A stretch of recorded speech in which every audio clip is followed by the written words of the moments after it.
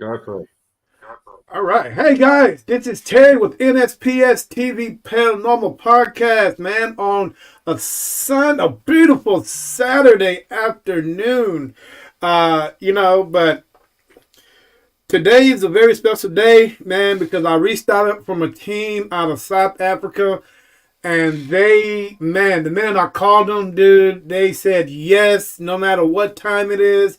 These guys, it's pretty late over there, but these guys are on the show, So, guys, let's open these guys up with warm welcomings from Texas. Let's show these guys how we do it Texas style. And if you guys are all you guys out there, hey, feel free, man. Let's jump in with the comments and everything, and let's just have some fun. You know what I'm saying? So in the meantime, what we're gonna do is we're gonna go to a quick commercial, and after we come back from the commercial, and we're just gonna jump right into the podcast, and these guys gonna introduce themselves, where they live at, and so on and so on. Because I know you guys here, I know you guys are a little bit interested in them. So hey, I'll be right back.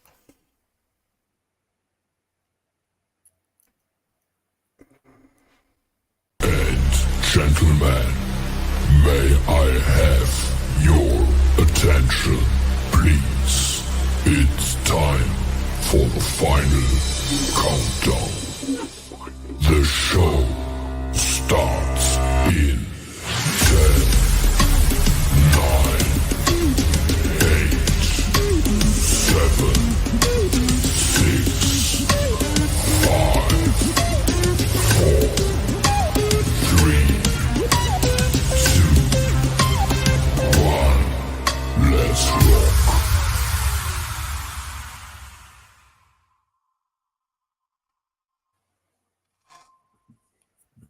All right, guys, thank back for that short commercial. Hey, I appreciate it.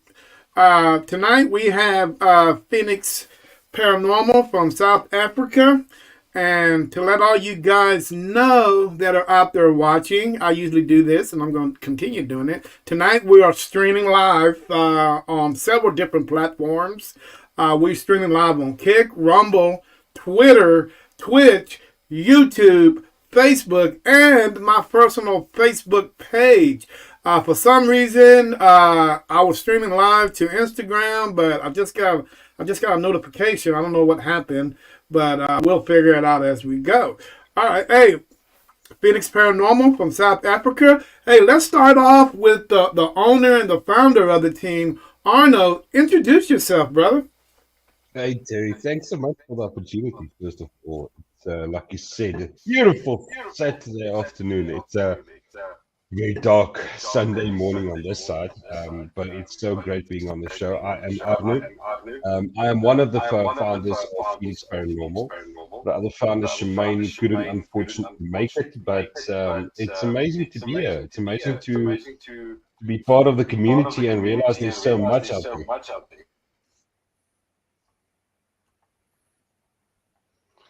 With me, I've got two of our main investigators, Dave and Henry. Dave, quick introduce yourself. Good evening, Texas. My name's Dave, and I'm from Phoenix Paranormal, obviously. It's great to be here, great to be on the show, and I'm looking forward to chatting with Terry. Let's do this. All right, man. Welcome. All right. Okay, guys. So my name's Henny. I've been part of paranormal investigators for Phoenix Paranormal about 3 years. And let's get this done. All right. Okay, cool, guys. Hey, first things first, though.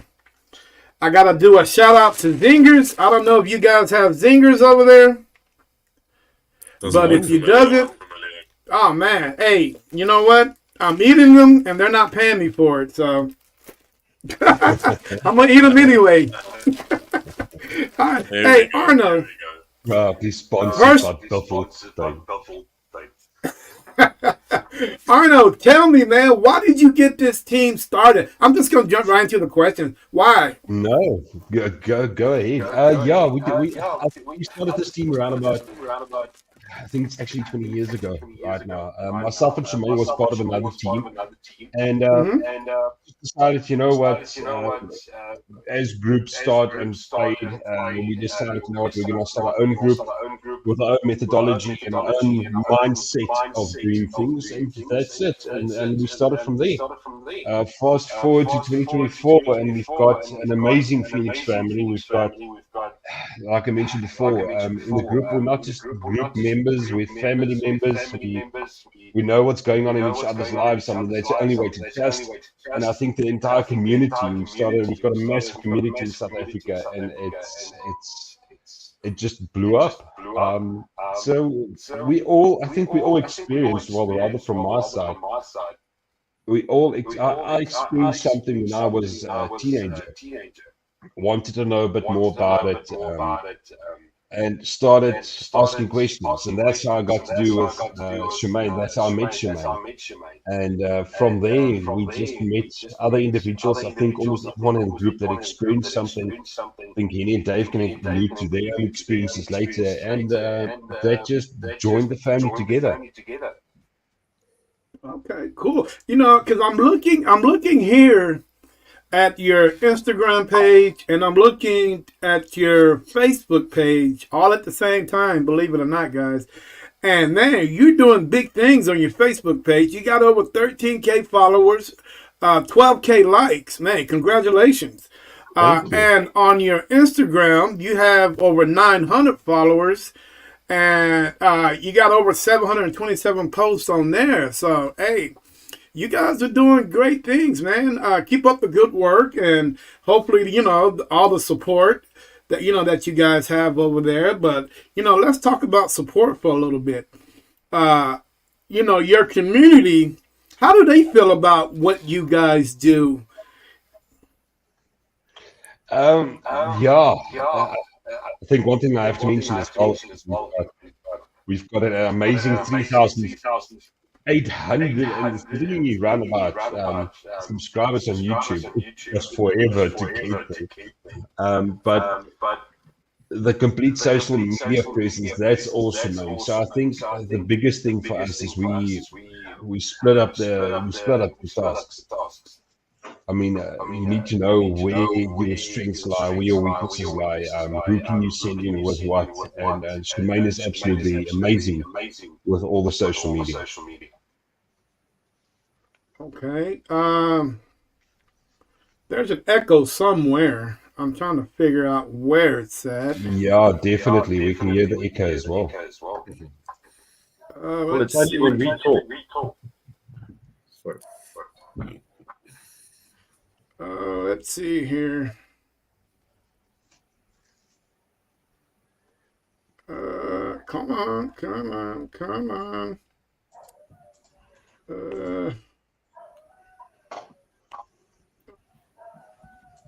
Let's see. Hopefully that will do it.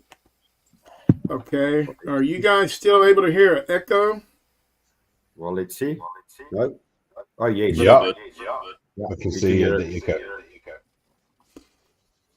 I don't know where that's coming from. That's weird. He disappeared as well. Now, I don't hear the echo now. Do you guys hear the echo? Testing 1, 2, 3. Definitely still an echo. Interesting. Let's see. Testing 1, 2, 3. Testing. You definitely don't have an echo from your side. But if I speak, I can hear an echo. Dave? Do one of you guys have headphones on? I've got headphones on. I've also got headphones. I've taken mine out. There's my echo gone. Yep, I don't hear an echo there. Hello? Hello? Hello? I don't hear an echo. Yeah, my echo's gone. I hear an echo. Do you think the echo is on my side of my headphones? Yeah, I don't hear one now. Do you guys still hear one? I still hear it. I think mine is sorted.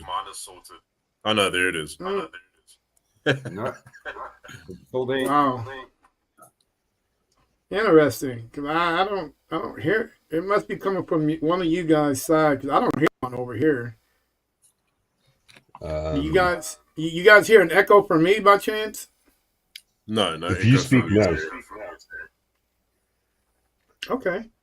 Well, uh, I don't I know think where we that can echo's coming from. I'm trying to plunge fix right it, but I into can't. it. I can't fix it. But hopefully, we can work through this. Um, all right.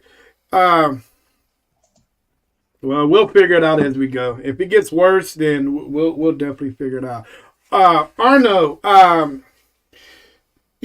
one thing I always ask, paranormal investigators, no matter where they're from in the world, uh, it's what is the reason for you wanting to be a paranormal investigator?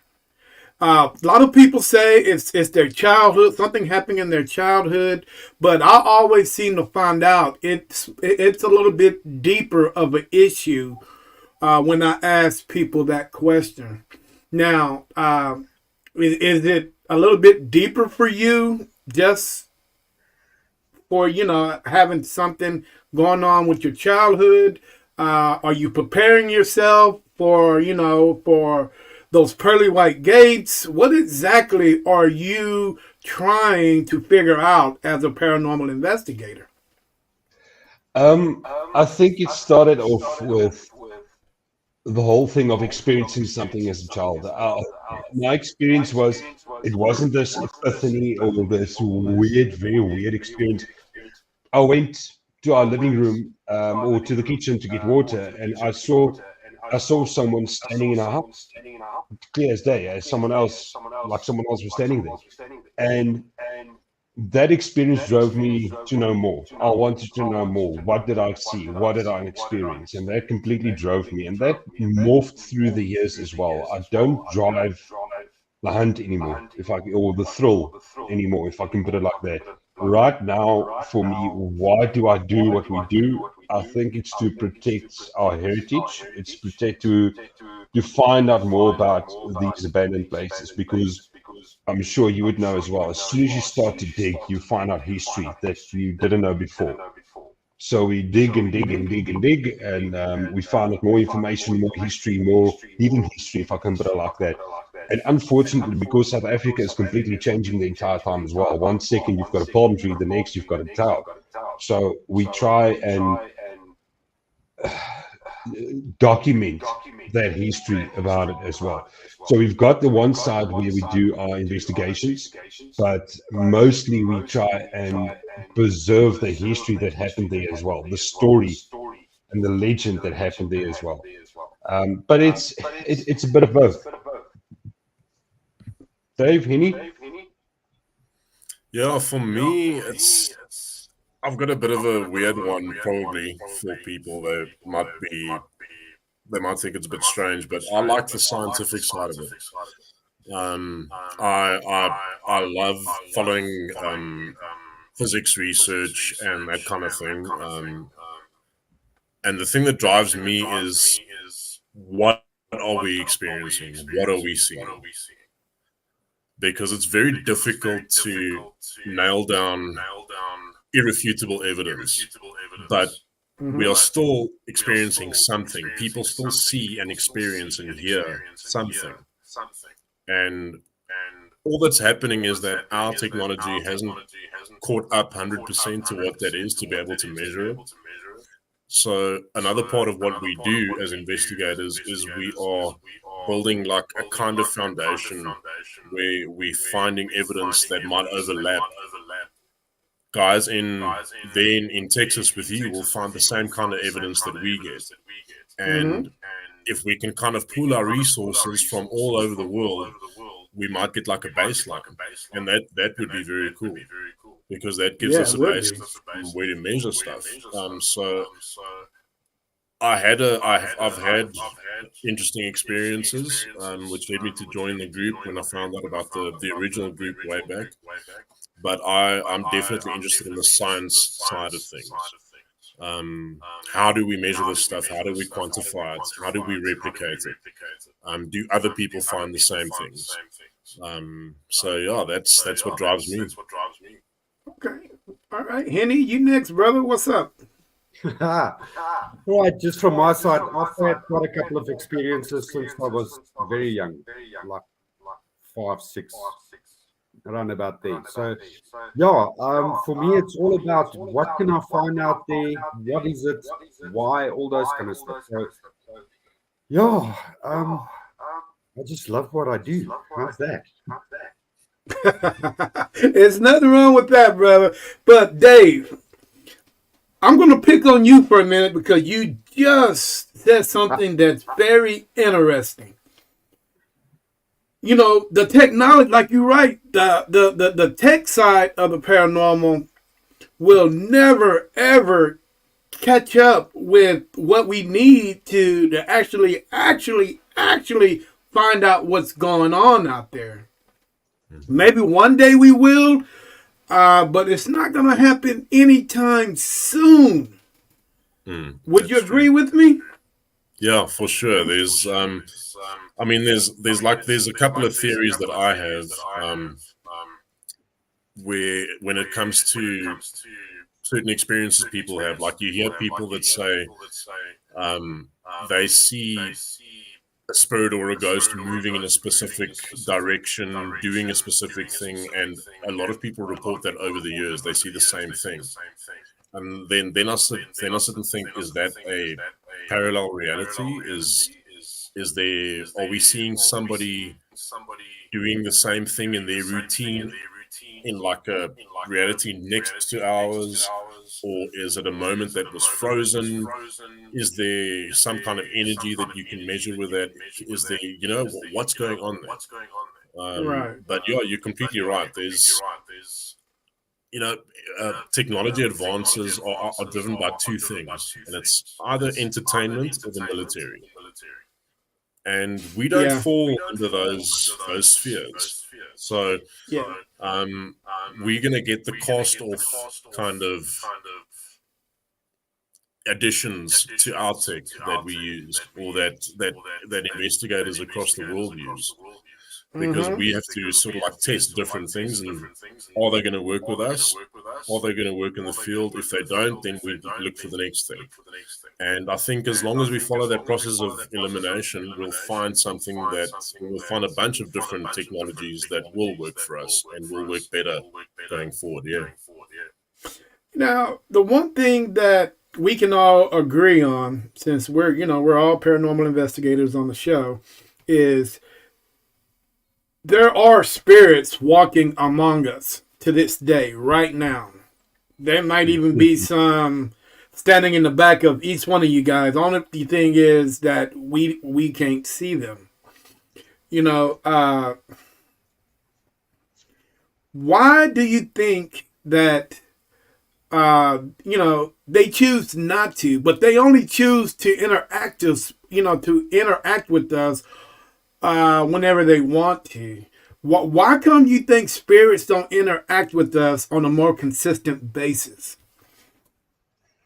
Let me try and answer that one. Okay, unfortunately, that was our testing for the mic for the echo. It seems it doesn't work. It's not Dave's, Henny, or mine, so I'm not sure where the echo is coming from. I think they're everywhere, Terry. I think they're absolutely everywhere. Why do they communicate in sometimes? Why others? No idea. There are various theories. There's one that I quite like about the whole idea of paranormal or parallel dimensions, rather, if I can put it like that. And that specific point in time where you actually investigate the ghost is when it's the thinnest. So that is why you get a reaction. Maybe if you go to a place where they passed on, because they've got a connection to that, the connection to this side is much better. I think if you've got a camera that you can switch on, there just to show all the ghosts around you, I think you'd be terrified. So I don't think necessarily it's something that you just see sometimes. what's always funny for me as well is that everyone, if you talk about a ghost, everyone imagines this lady in grey or lady in white, or they've got this old clothes, old clothing. You never hear about a disco themed ghost running around or a modern era clothed person running around. It's always this old school, old type of clothing that they wore. And I think that's maybe just a mindset, if I can put it like that. But I think if you could actually see them, you'd be terrified. We did an investigation once or twice where we actually proved as well. Hauntings doesn't just happen at night. I mean, I'm not trying to change the topic, but Mm-hmm. it goes so hand in hand because a lot of people think, yeah, you only investigate at night and etc. etc. Why do you do that? It's because of noise pollution. It's because of the visual spectrum on the equipment is much better if you do it in the evening. So it doesn't just happen in day. For that same reason, I think there are various era ghosts, especially if you look at even we in I'm right now. I live in Mayville, Pretoria. So this place is there were many wars trying to contest the area. A lot of people passed away, unfortunately, trying to set up this area by the fur truckers, by the local people, and everything. So I think there's a combination of spirits ranging absolutely from the beginning of whenever people walked in this area up until now. I'm sure that there's certain people following me around as well from other locations. Mm. Okay, good answer. South Africa is so diverse. Man, it's probably one of the most diverse countries on the planet. You got people from every nationality, and every religion group, all there. How do you guys have to change the way that you investigate when you get a call from a certain individual that practices or preaches a certain religion? It's difficult. I don't think you can just go ahead and say, oh, okay, I'm going to handle it my way. You have to tiptoe around the situation. Remember, I mean, like you mentioned, diverse cultures. We've got 11 just official languages in our country. Um, there's so many people of so many different backgrounds, excluding religions, like you mentioned.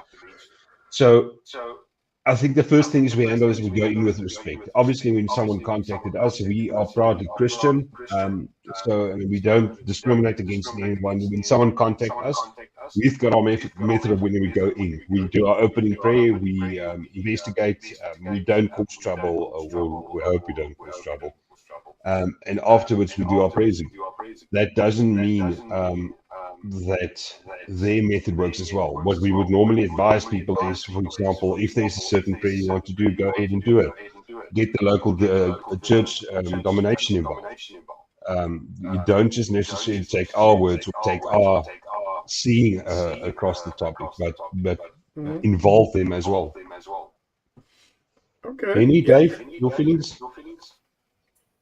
Yeah, it's you have to be respectful. We can't be arrogant about what we're doing because we're not going to last long if we do. Right. We are seekers of knowledge, and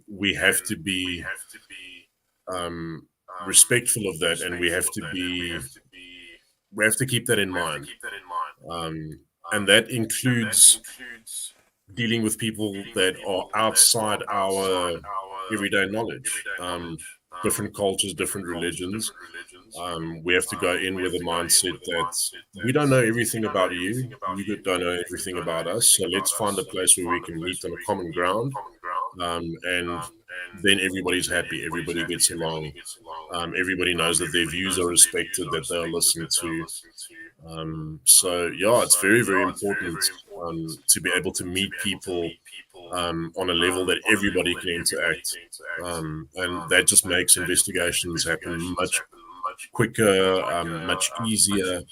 Um, you want to grease the wheels properly, and the best way to do that is with respect. Yeah. Okay, cool. If you guys, Henny, you look like you're the money man of the group.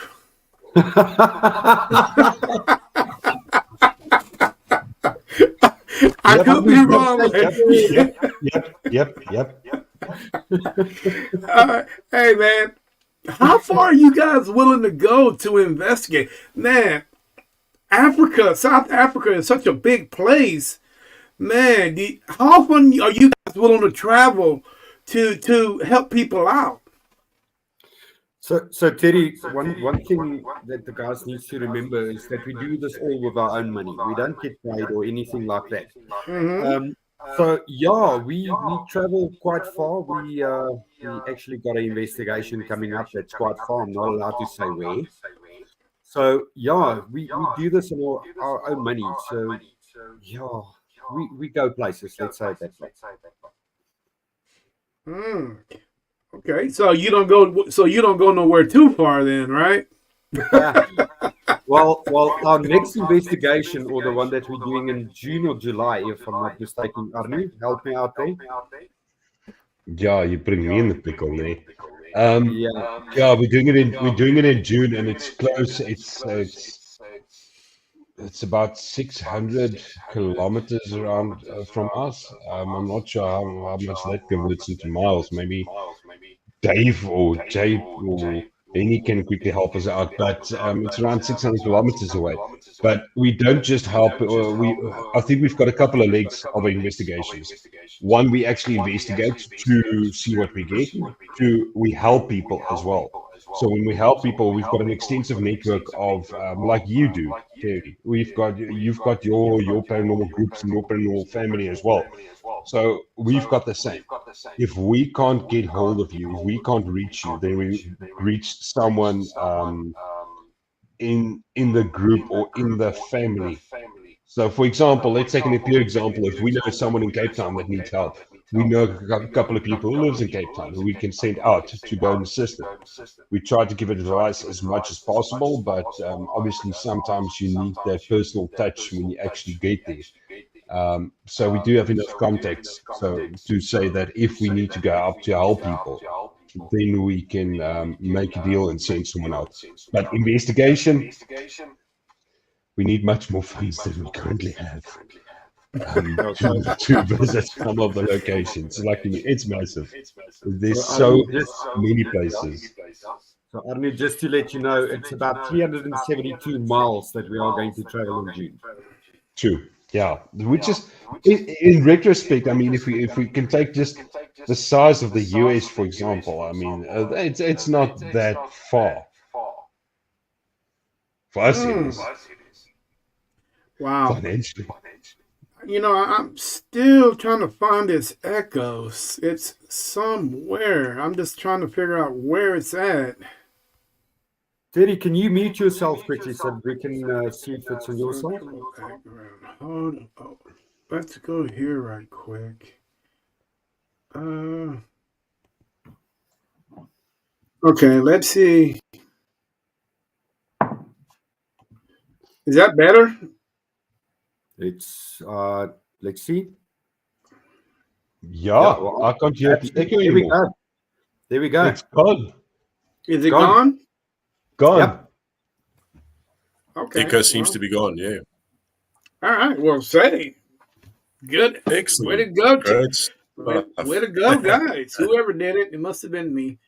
Hey, but yeah, man, you guys, you know, if I would go to if I was to come to South Africa and I want to hang out with you guys and I wanted to investigate a premier location. Now, a premier location, you know, we all know that every location, you win some, you lose some. But I want to go to a location where it's not just about paranormal, but it's more about history. Ooh, Where would you what's guys available? take me? That would be, I think, hand in hand. There are two. Normally, if you mention South Africa, you mention where we're from, Gauteng, the province we're from. People automatically think of Kempton Park Hospital. It's almost the go-to place It's a completely abandoned hospital, but it's very dangerous, and it doesn't necessarily speak history. I think personally, I mean, guys, Dave Heaney, you must please help me if I'm wrong. But for me, if I were to bring you, Terry, if you come to South Africa and we have to take you somewhere, it would be Botshabelo. That place has such a combination of historical societies intermixing with each other, and the just pure nature, abandoned town in the middle of nowhere, where everyone from the Afrikaners right through to the Zulus and Xhosas got involved as well. The British got there, the Germans were there. Absolutely every single culture you can think of had something to do with this town called Botshabelo, where we had amazing evidence and amazing experiences. Any? Wow. Yeah, so from my side, Teddy, there's quite a couple of locations that I would like to bring up. And number one, Castle of Cape Town, or Good Hope Castle, let's say it that way. Then Botshabelo is, as Arnu said, Kempton Park Hospital, Uniondale, absolutely. We'll take you to Uniondale, and then the Tokai Manor House. That's quite a couple I can think of immediately.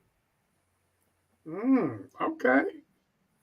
Oh, Right, there's what- one that stands out for me, where I had absolutely incredible experiences.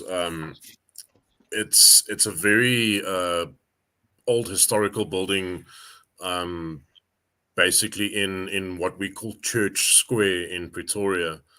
It used to be basically the seat of the government, where the parliament of that day would sit and meet. And we had an incredible investigation there where we kind of identified, I think it was the first time we identified a specific, I almost want to say strain or species of ghost. We call them mimics. It was the first time that we discovered that spirits can make themselves look like somebody else. So that was a very, And they very, need to boot. yeah. And so that we found out that at that spot, at that building, and I wasn't possessed, but my body was frozen by something, to such a degree that my arm was sticking out, and I think it was Arnu and one of the other guys who was there that evening tried to pull my arm down. My arm wouldn't budge, my whole body wouldn't budge. I could speak and everything, but I couldn't move. And that happened while I was pointing to say, listen, there's something growling there. And then I just couldn't move anymore. And I wasn't panicking, I wasn't sweating, there was nothing. So that would be an interesting building. I would love to see how that building would kind of welcome you, to say, hey, yes, South Africa, here's a good spot to investigate. That would be good. Wow. Okay. Now, guys, like America, we have, all these paranormal investigators that are on TV, and so on and so on. Are there any teams like that in South Africa that has actually started from the bottom and risen to the top to actually be on one of you guys' major networks?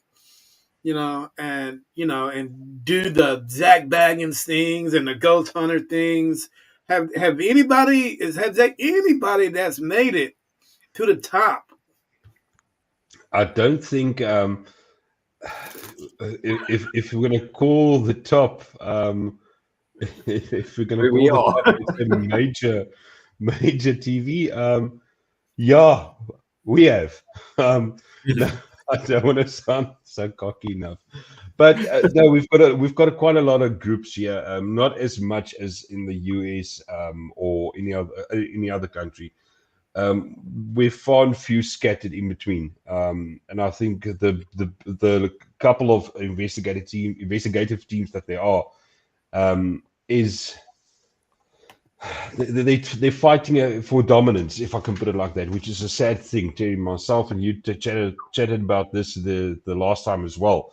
I mean, there's a lot of fighting from the groups and in between the groups for territory, a simple enough thing, because people start charging locations. But before we get into that, unfortunately, I wish I could say another group, but no, I think we have. We're, so far as I'm aware of, we're the only group that's been not our own show. Any smiles too much for our own show. Why you? Come Um, on.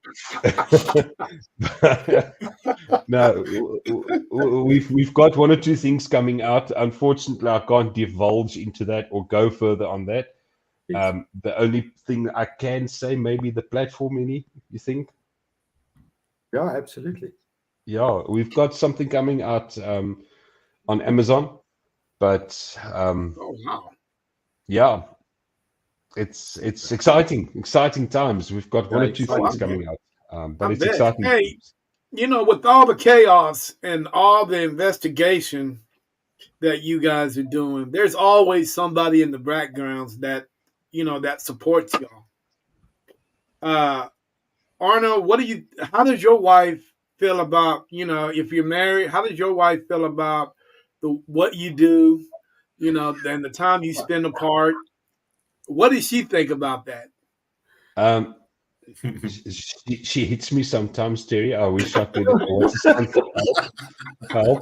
Um, she's Italian, so she's very passionate. She runs around with pens a lot, but luckily I don't have that issue. No, jokes aside, Santana, please don't kill me. No, she's part of the group as well. I think that's the most important thing from the get go, because we're family. We're not just we say we call ourselves paranormal family, but my she's my fiance. I mean, she joined the group as well. She's not as active as what we all are. Like I Hmm. mentioned before, we've got our own individual tasks in the group. But no, from my side, she joins me in all the dark places, all the happy places, all the sad places, and all the adventures. She joins me on that. Well, what do mom and dad think about that? If do they think you're loony, or what do they think about you being a paranormal investigator? Um, my mom just says she prays for me every day. Um, she does not like what I do at all. You don't I like think it? if she could, she would hit me with the Bible. That's the dead honest truth. I think she chased me down the road. My dad was the funniest thing because he's also said, "Yeah, I don't like this. It's nonsense." But let me tell you about what happened to me as when I was a kid. Me and my uncle, my brother saw this amazing thing happen, and we believe it was a ghost. So he was the first person to tell me, you know what, I don't like what you do, but wait, I saw a ghost. So they all have their ghost stories, but my mom and dad, no. My mom doesn't really love what I do. I think she supports me. She supports the family, but she doesn't necessarily love what I do. Mm. Beanie, Okay. Dave, Go for Dave, it, go Eddie. for it. Okay.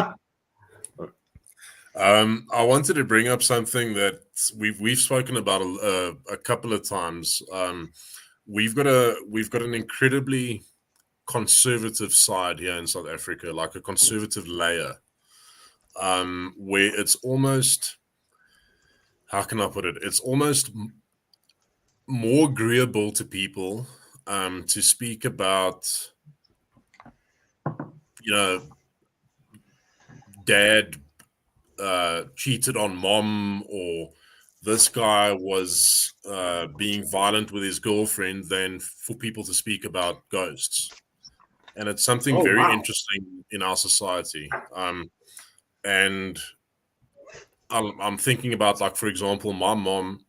I don't know if she's watching this, but I was brought up Catholic, and my mom hasn't asked me even once about this paranormal group that I'm part of, about Phoenix, and I can completely understand why. There's I know that there are some sections in the Bible where it basically says that if you investigate this kind of thing, if you look into this kind of thing, um, you doing evil work. So there is a layer of that we also we don't we it's not in our faces. We don't like have to deal with it, have to put up with it, that kind of thing. But I'm sure it's there. I'm sure there are a couple of people that kind of follow what we do, that have that kind of understanding or that belief. So that's definitely also a part of it. Talking about the kind of support systems that we have. It's just an interesting side of it in this country, and it's not a problem for us. I mean, we understand why we're doing what we do, and we are very, very careful about it. As Adnu said, we are a Christian team, so we do protect ourselves with opening prayers, with closing prayers. We we don't take chances. So yeah, people don't have to worry about that. Okay. What about you, Money Man? Talk to me. Funny man. There we go Oh, again. Marcel, thank you. You've got a new nickname, Chicken Nugget. Hey, stop it. All right, no, guys, from my side, look, my mom loves what I do. She's like, she talks to me about it all the time. My dad just says, don't bring anything home with you. That's what I'm getting from my dad. My daughter just wants to come on investigations with us. She's just like, oh, are you going? I want to come. I want to come. I want to come. I'm like, nope, nope, nope, nope.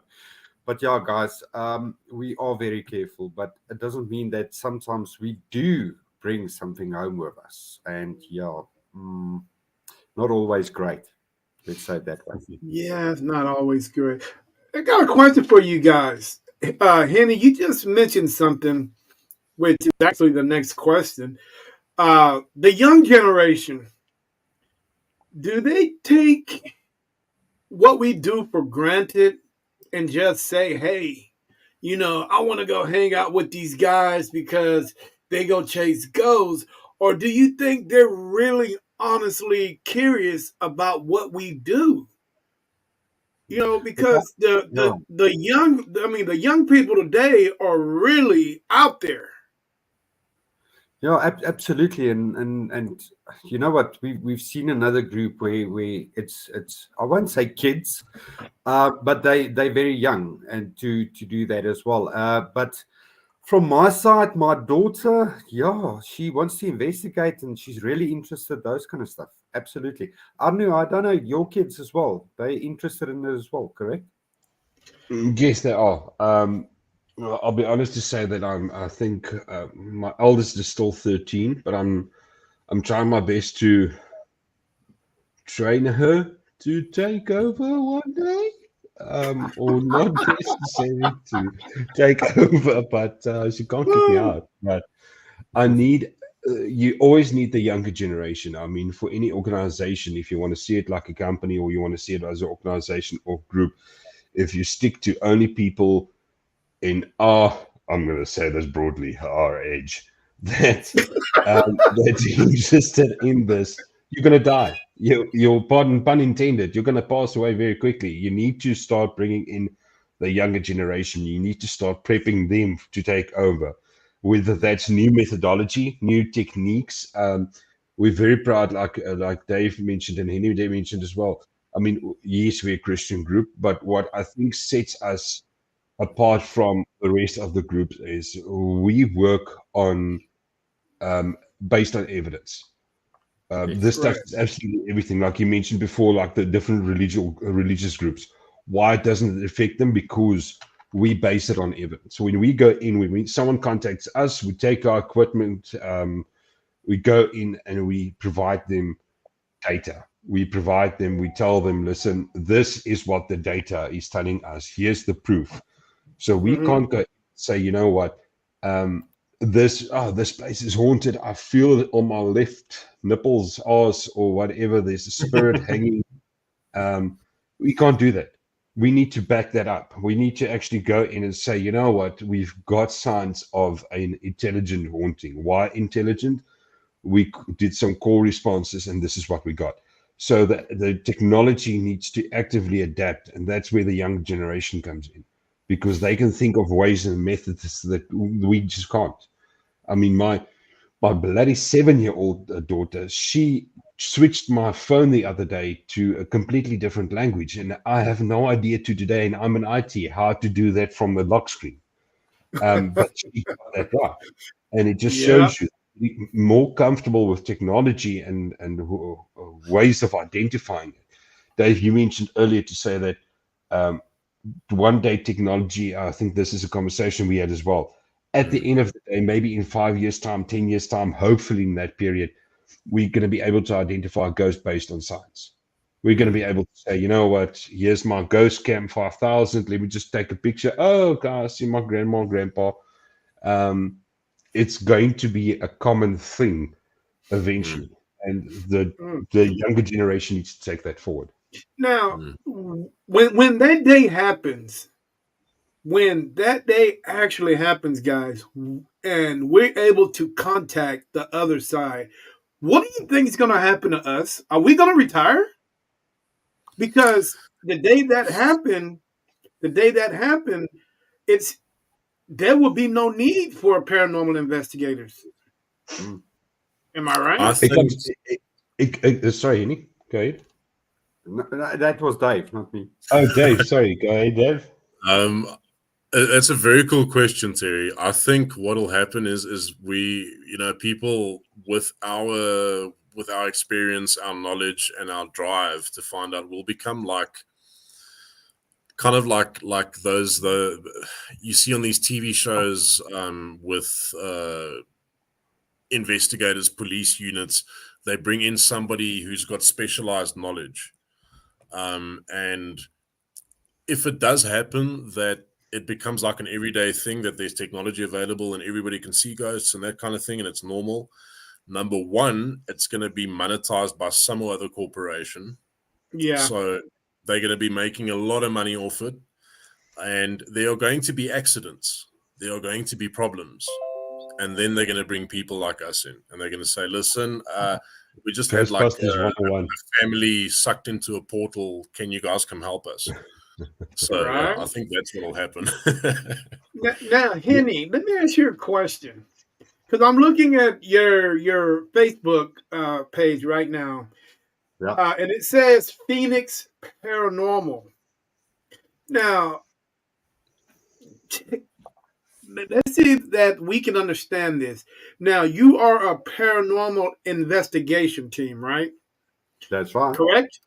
Okay. Tell me what the difference is in your, uh, the way that you think. What's the difference between a paranormal investigator and a paranormal ghost hunter?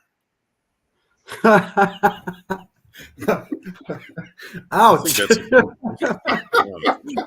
Ouch! It's a valid, important question. Come on, Annie, you can do it. I believe in you.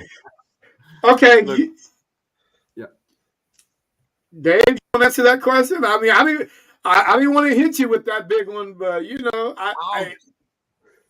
I think one of the important things to remember is that I think people have gotten used to, or people who don't do what we do, who see things on streaming platforms, other shows, maybe on YouTube channels, they've gotten used to either there's shows that do reenactments, or there are shows where the investigators actively try and push for something.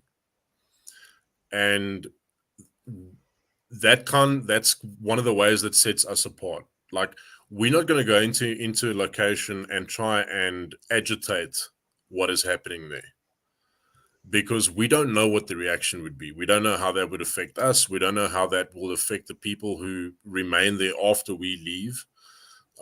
So we don't want to cause trouble. Where in other shows, some other shows, you see people actually going in and they agitating and they causing trouble. Yeah. And I think that is what separates a quote unquote proper investigator and a ghost hunter. A ghost hunter goes out to get a reaction, to push, to get that. We're going out to just find out what there is and to try and quantify that and get the data for that. And I think that's an important distinction. we're not there to cause trouble. We're a ghost hunter. If there's no trouble on the day, then it's kind of they've wasted their day. But for us, if we don't pick up anything, then we look at a lot of different things. We try and measure activity in a lot of different ways. Then we're quite confident in saying, okay, we don't think there's anything happening here, but keep us informed, and if you would have us back, we'll come back and we'll come do a follow-up investigation. So I think, that's an important distinction. Right. One thing Hey, I want to mention there, one thing I want to mention there as well is we talked about this earlier to say that why do we do what we do? If you are a thrill seeker, you're going to go in like you see on YouTube, like Dave mentioned, you see on these different channels. You're going to go in, you're going to cause shit. You're literally going to go in there, you're going to aggravate, and you're going to just try and get a reaction to get it on camera. So you need to go back to your core reasoning to say, why are you doing it? Are you doing it for self justification? So, I mean, I've got a bottle currently in my garage called First Sighting. It's a bottle of wine called First Sighting. That's the first time I get a ghost forming and apparition forming on camera. Then I'm opening up that bottle. But are you looking for justification to say that, you know what, I saw something, what is it? Are you doing it for the thrill, or are you doing it more specifically for, in my sense, or in our case, I think, for the historical reference, for the to find out what happened there as well? And I mean, that's when take away your the fame or the bit of fame you're going to get on TV. If let's take, I'm going to take for example, Zach. Please don't kill me. Ghost Adventures, I love the show, but if you take away the show, what are they? If you take away the money, the show, the fame, what do they do, and why do they do it?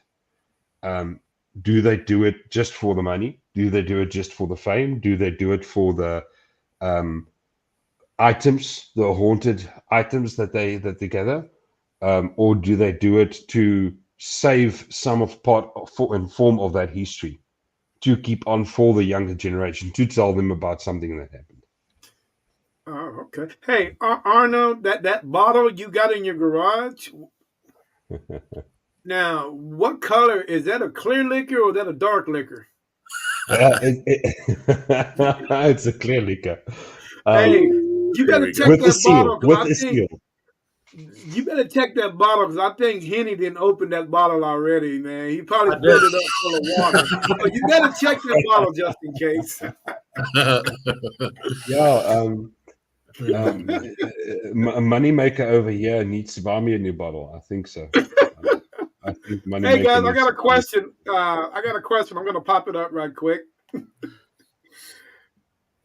Oh, man. What is the oddest or strangest piece of equipment that you use and swear by that doesn't make sense to someone else? Arne, what about the that very cool piece of Xbox equipment that we used once? Yeah, you see, Recently. we still use a form of everything. The SLS, So before SLS was actually mainstream and everyone had these mobile SLS cameras and all of that, someone called Arnu in Phoenix decided it's going to be a good idea to take his Xbox Connect and completely cut it up and figure out how it works and what to do with it. So we've got that. So we started using that with software on the PC or notebook to try and figure out if we can capture a entity in 3 dimensions, which we have. We've caught And two we have. amazing entities that we captured with that. But I think that's now mainstream. That is the mainstream thing. We've got various other pieces of equipment that we use. For example, we've got we call them the rovers, the EMF rovers. They are these mini REM pods, or if you want to call it. I think I've actually got one here as well. So these units, as soon as you switch them on, based on the EMF activity, they'll shine brighter or they'll make more noise. One of them is fine, but if you put a string of them like a couple of meters apart down a hallway or through a house, you can actually see that entity move through that entire place, Oh and you wow, can that's clearly interesting. rule out any magnetic fields as well. We also designed. We're busy with a EMF handheld. We're not busy with. We already have it, but they can make a distinction between AC and DC currents. So if you've got a cabling in your wall, it makes a certain sound just to identify that cable running through your wall, and it will, if there's some sort of else like a electromagnetic force or entity or whatever the case may be, then it can make a different noise as well. So it's a handheld device that can completely show you the difference between the two, between actual electrical currents and entities or whatever that might be. Well, and it's cool that you guys are making your own equipment. Because today prices paranormal equipment is getting out of control. Oh yes. Heavy. Oh It's yes. getting total out of control, man. And those guys, they work. Sometimes they do, sometimes they don't. But they know that people are going to buy them. The minute you put paranormal equipment on there or paranormal something, there's always that guy who's going to buy it. But it's taking money out of their pocket and keeping it in your pocket when you develop your own equipment. And people, and I'm not calling anybody out, but there are manufacturers like Ghost Stop. I don't know if you guys ever heard of them. Yeah. Yeah. Dude, have you looked at their prices? We bought our very first piece of equipment was SPF 7, Spirit Box SPF 7 that we bought from them. It cost us, and I mean that's the exact reason why we started developing our own tech. It cost us for that simple, small little piece of tech. It cost us nearly, I think, 5,000 rand at the time, Dave. I know you were in. Yeah. I wish I had Moneymaker over here in the group by that time, then we could have had all the tech. But it's a substantial amount. I know it's difficult now to convert rand into US Mm-hmm. dollars and all of that. You can't really do it, but that is an amount that I have to save up for a year just to buy this small piece of equipment. Then we have no idea when it's going to arrive, if it's going to arrive in the first place, and you have no idea the condition it's going to be and whether it actually works. You have no idea. Yeah, And you just have So to no you've got convert idea, that back, man. guys, yeah. just to convert that back into dollar, Terry, it's $262 we had to pay for that. Hey, that's my car note. I'm But sitting and thinking now about like we were talking about the different pieces of tech and that kind of thing, but the apps. I just want people to know, don't use the apps. Don't use the apps. I actually saw, well, I didn't see it, but I heard somebody once. Now on in the alien movies, the xenomorph alien movies, some of the characters, the Marines, have got this unit on their forearms. It's like a radar kind of unit. So it sends out a constant pulse, and then if there's movement, it picks up. It's like a little dot on the screen. And I heard that somebody had downloaded an app that was actually that and creating its own thing, it was basically playing a recording, and they were using that, walking around in their house and saying, "Oh, but there's a ghost here! Look, look, look!" So I want to tell people don't use the apps. The apps don't work.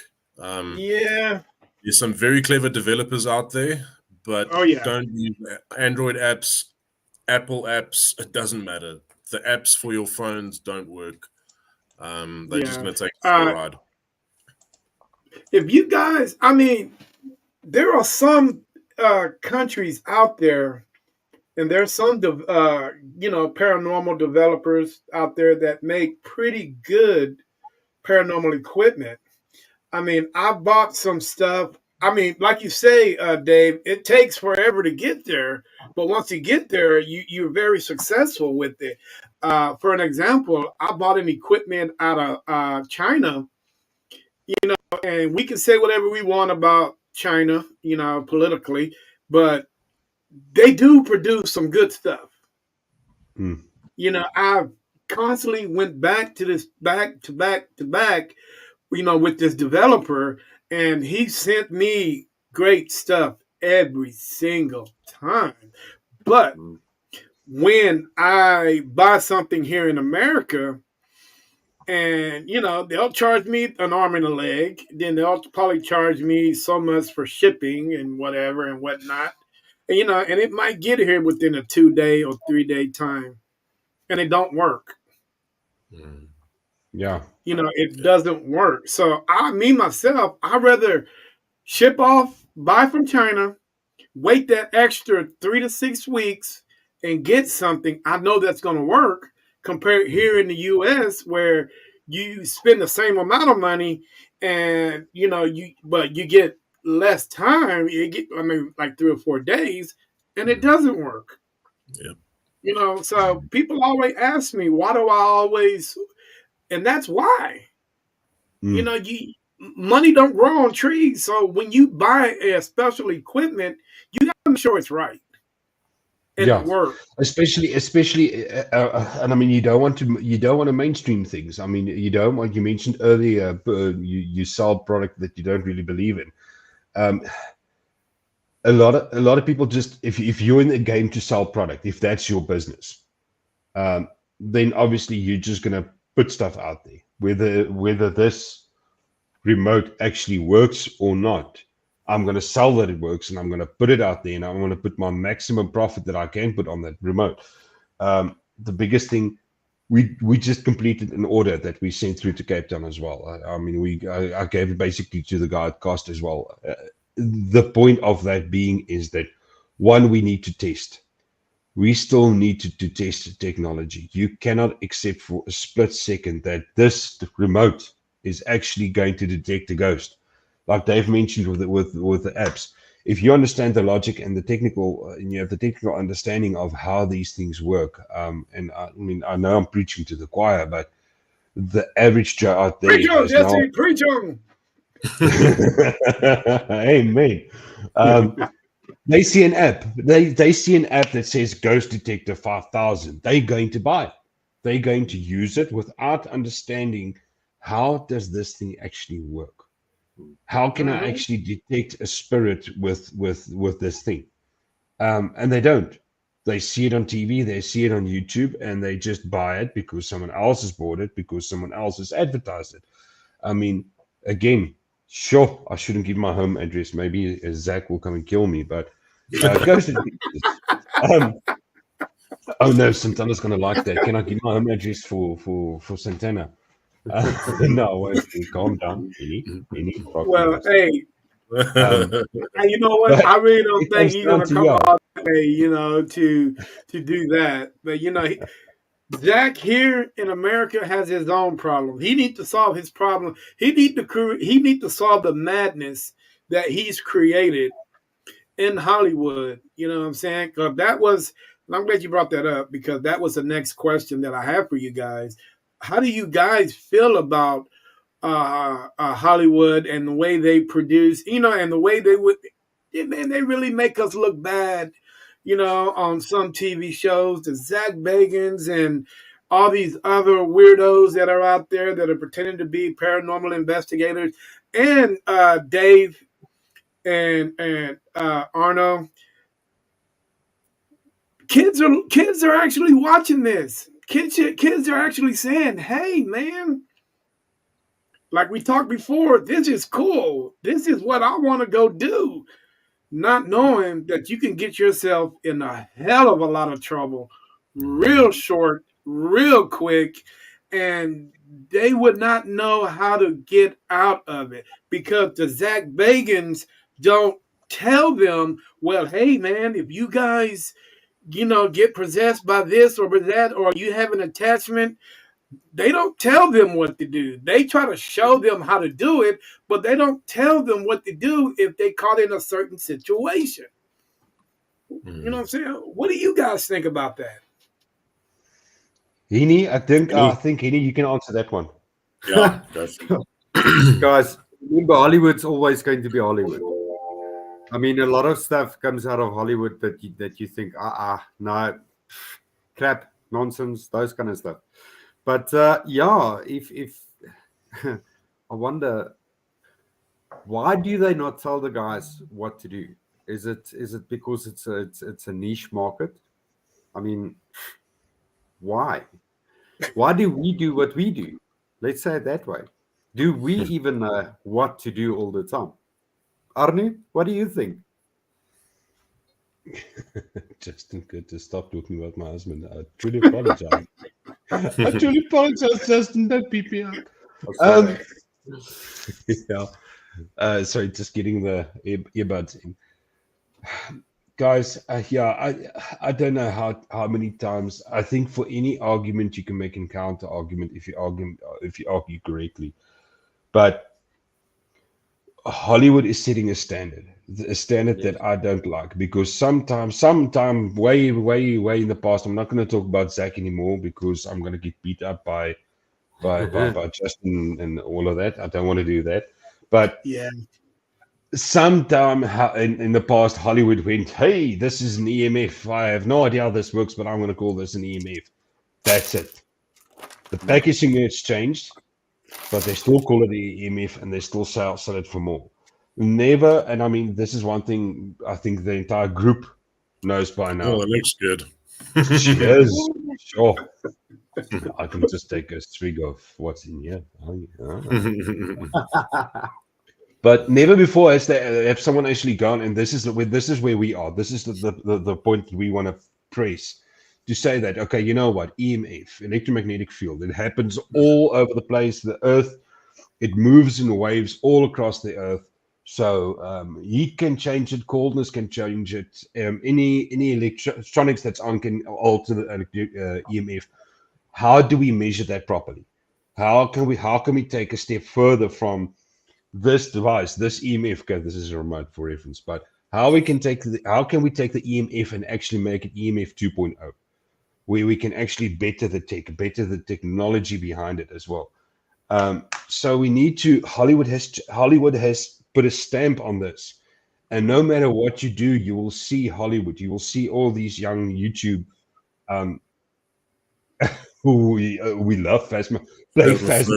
Yeah. Exactly the point. Thank you.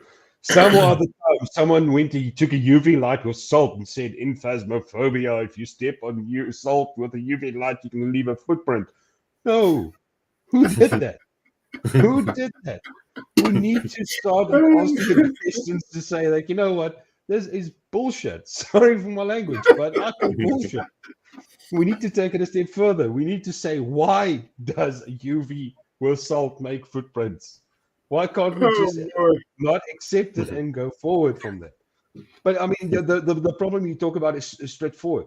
I asked my daughter, literally sat the other day. She was watching, I'm not going to say the YouTube she was watching, very popular, 2 kids doing stuff, going to paranormal places. And she's like, Dad, just do what they do. They just Google the places. I'm like, you can't just Google the places. You need the history behind it. You need to do the legwork. How do you can't just say, okay, let me Google ghost and find out, okay, it's one block away from you. You can't. You need to find out the legends. It starts with the legends. It starts with the story, and you start investigating that. That's where the actual investigation comes from. Doing the legwork, finding the story. The developer of Phasma says he's inspired by the show called Ghost Hunters. Makes sense and makes me laugh. Love Ghost Hunters. Love it. Ghost Hunters was why I went into paranormal, partly as well. Yeah. Hey guys, where if you guys can close your eyes for a minute and just visualize what the 22nd century paranormal investigator will look like and what they will be like. I've asked a couple of people these questions, and most of them say, hey, they're going to have fatigues, army boots on, man. They're going to have all this equipment on them. They're going to look like super soldiers. What do you guys think?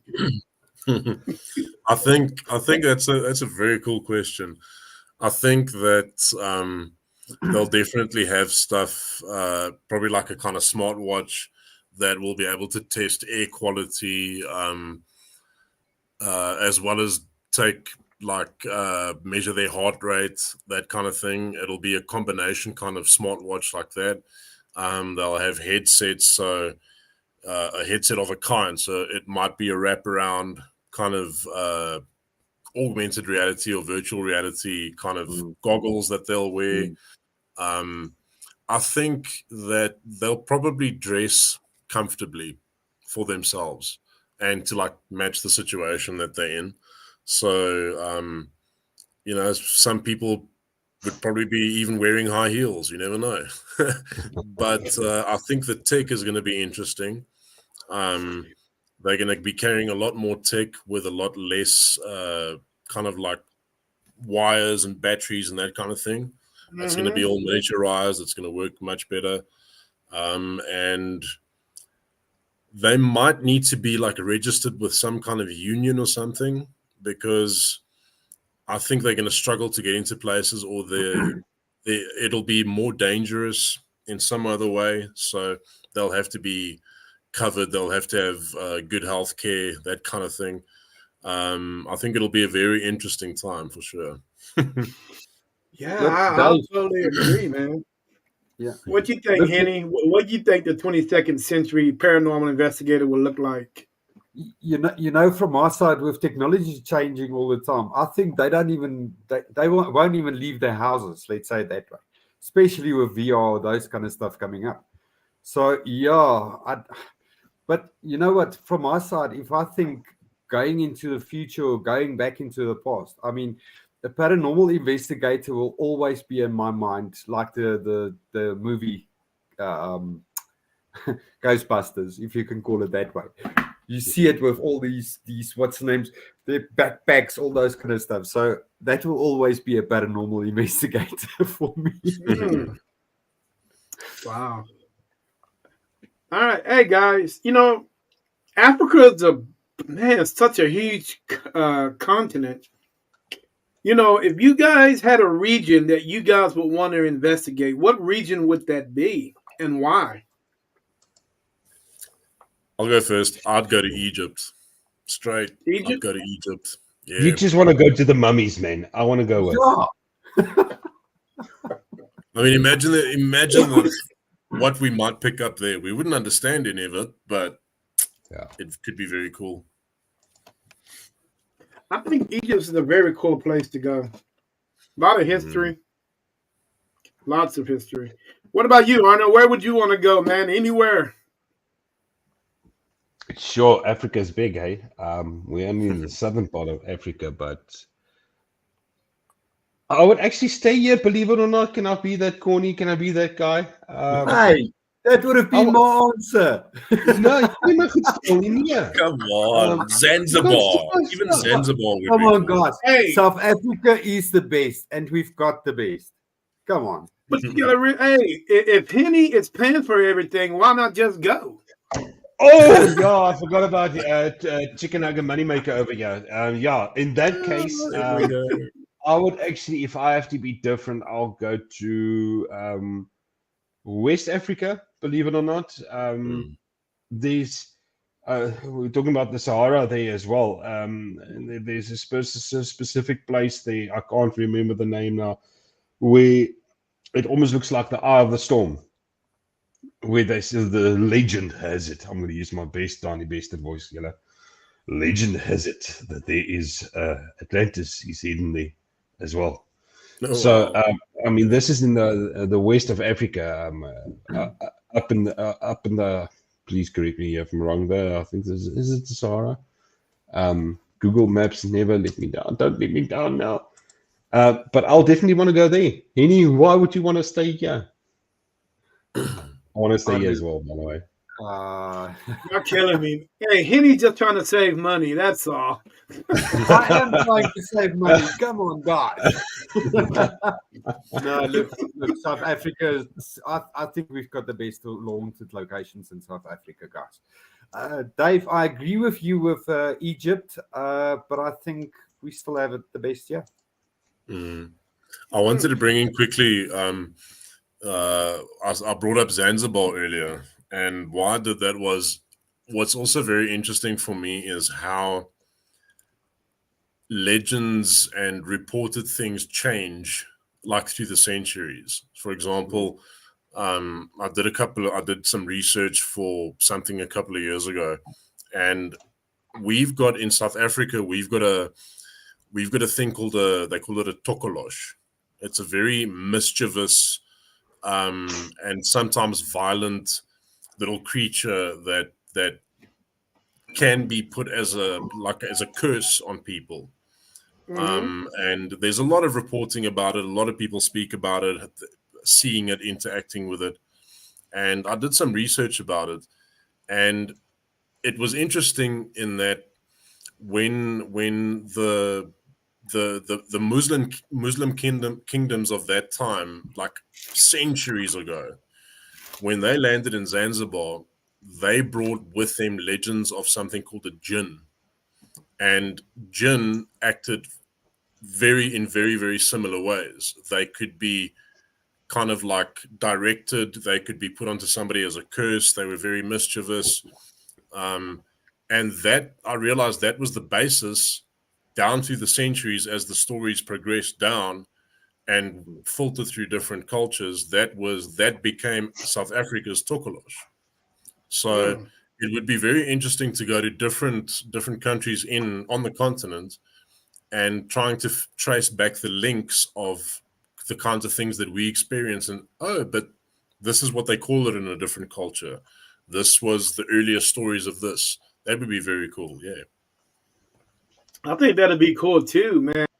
I some of these countries that you guys have that aren't uh, up to date in the world. Mm, Some of them are you know, still trying to find their way. mm, There's Botswana. All these other countries. It's really hard to find paranormal investigators in there, in those regions of Africa. mm. And how do you think if I mean, what would you think if you guys? How would they? No, let me back it up. Okay, what would they think if they saw you guys and you told them that you were paranormal investigators? How would they react to you? Because I know certain parts of the continent is very religious, very taboo, and really don't take lightly to dealing with things that they don't understand themselves, because they kind of scared of it. So how do you think they will react to people like me and you going into their country to investigate certain, spirits, ghosts, whatever? I think some people will still accept it. Remember, Terry, it takes one. It takes absolutely one person just to come forward and eventually say, you know what, I've got a story. Mm. When this happened to me. As soon as you get that first person, another one follows, another one, and another one, and another one. So you'll even go into a community. I mean, especially in Africa, they are some cultures are highly superstitious. I'm not going to use the word religious, but they're extremely superstitious when it comes to the paranormal and everything to do with that. They especially believe that the ancestral heritage and everything go in the paranormal walk side by side. So the Mm-hmm. moment you go into that, and the moment you start scratching on that surface, your ancestors are going to get angry. I mean, for lack of a better term. But Mm. normally, it just takes one person. Is it difficult? Yes, it is. But as soon as it starts, it's like a floodgate that can't close because more and more people will come forward with stories. Take Botswana, for example. I mean, Botswana is actually much more forward thinking than a lot of people think they are. And you'll get a lot of people that doesn't necessarily talk about the topic, but as soon as you give them the opportunity to talk about it, you know what's going to happen. They're going to form their own paranormal group within a couple of minutes. They're going to form their own paranormal community. I mean, that's what we try and do as well. we try and bring people together. We try to say, you know what, hey, did you know, Terry, meet Henny, Dave, that we all think about paranormal. Nice to meet you guys. Let's talk on the same group. Let's chat. But in some cases, I won't go as far as to say that, you know, that there's going to be trouble. But now we're far away. If we talk about deep rural now as well, you will get some or other issues, especially when it comes to the ancestry and the paranormal world. Right. You know what, guys? Touchy subject, but I got to bring it up. Let's talk religion for a minute, because religion and paranormal, they kind of go together. You know, you can't have one without the other. Terry, before you go to religion, may I ask quick? Can we have a 5-minute bathroom break? My eyes are starting to swim. Guys, he wants to have a bathroom break. What do you Please, think? teacher. Henny, should we give him a bathroom break? Kan ons bekostig hierdie? Yeah, can we afford it? Come on. Hey, this is the first. I've never had this before. We need All to right, go guys, for the hey. bathroom break. All right, we're gonna go to a quick break, guys. Ara's got to go to the bathroom, so we're shall gonna be come back back soon. for a quick. We're gonna take a quick. I'll give you a minute. That's all good. We're gonna Check- take a check quick how we minute all- break, and we'll be check how right we get back ready. shortly, guys. So shall we Awesome. get ready and run? 1, 2, 3, run. Make sure he don't fall.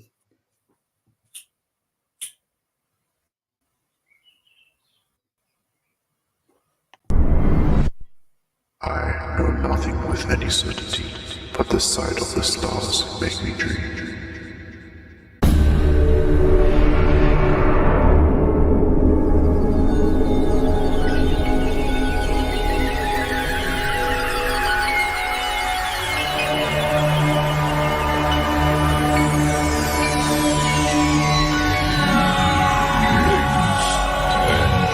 Gentlemen, may I have your attention, please? The show starts in 9, 8, 7, 6, 5, 4, 3, 2, 1. Go.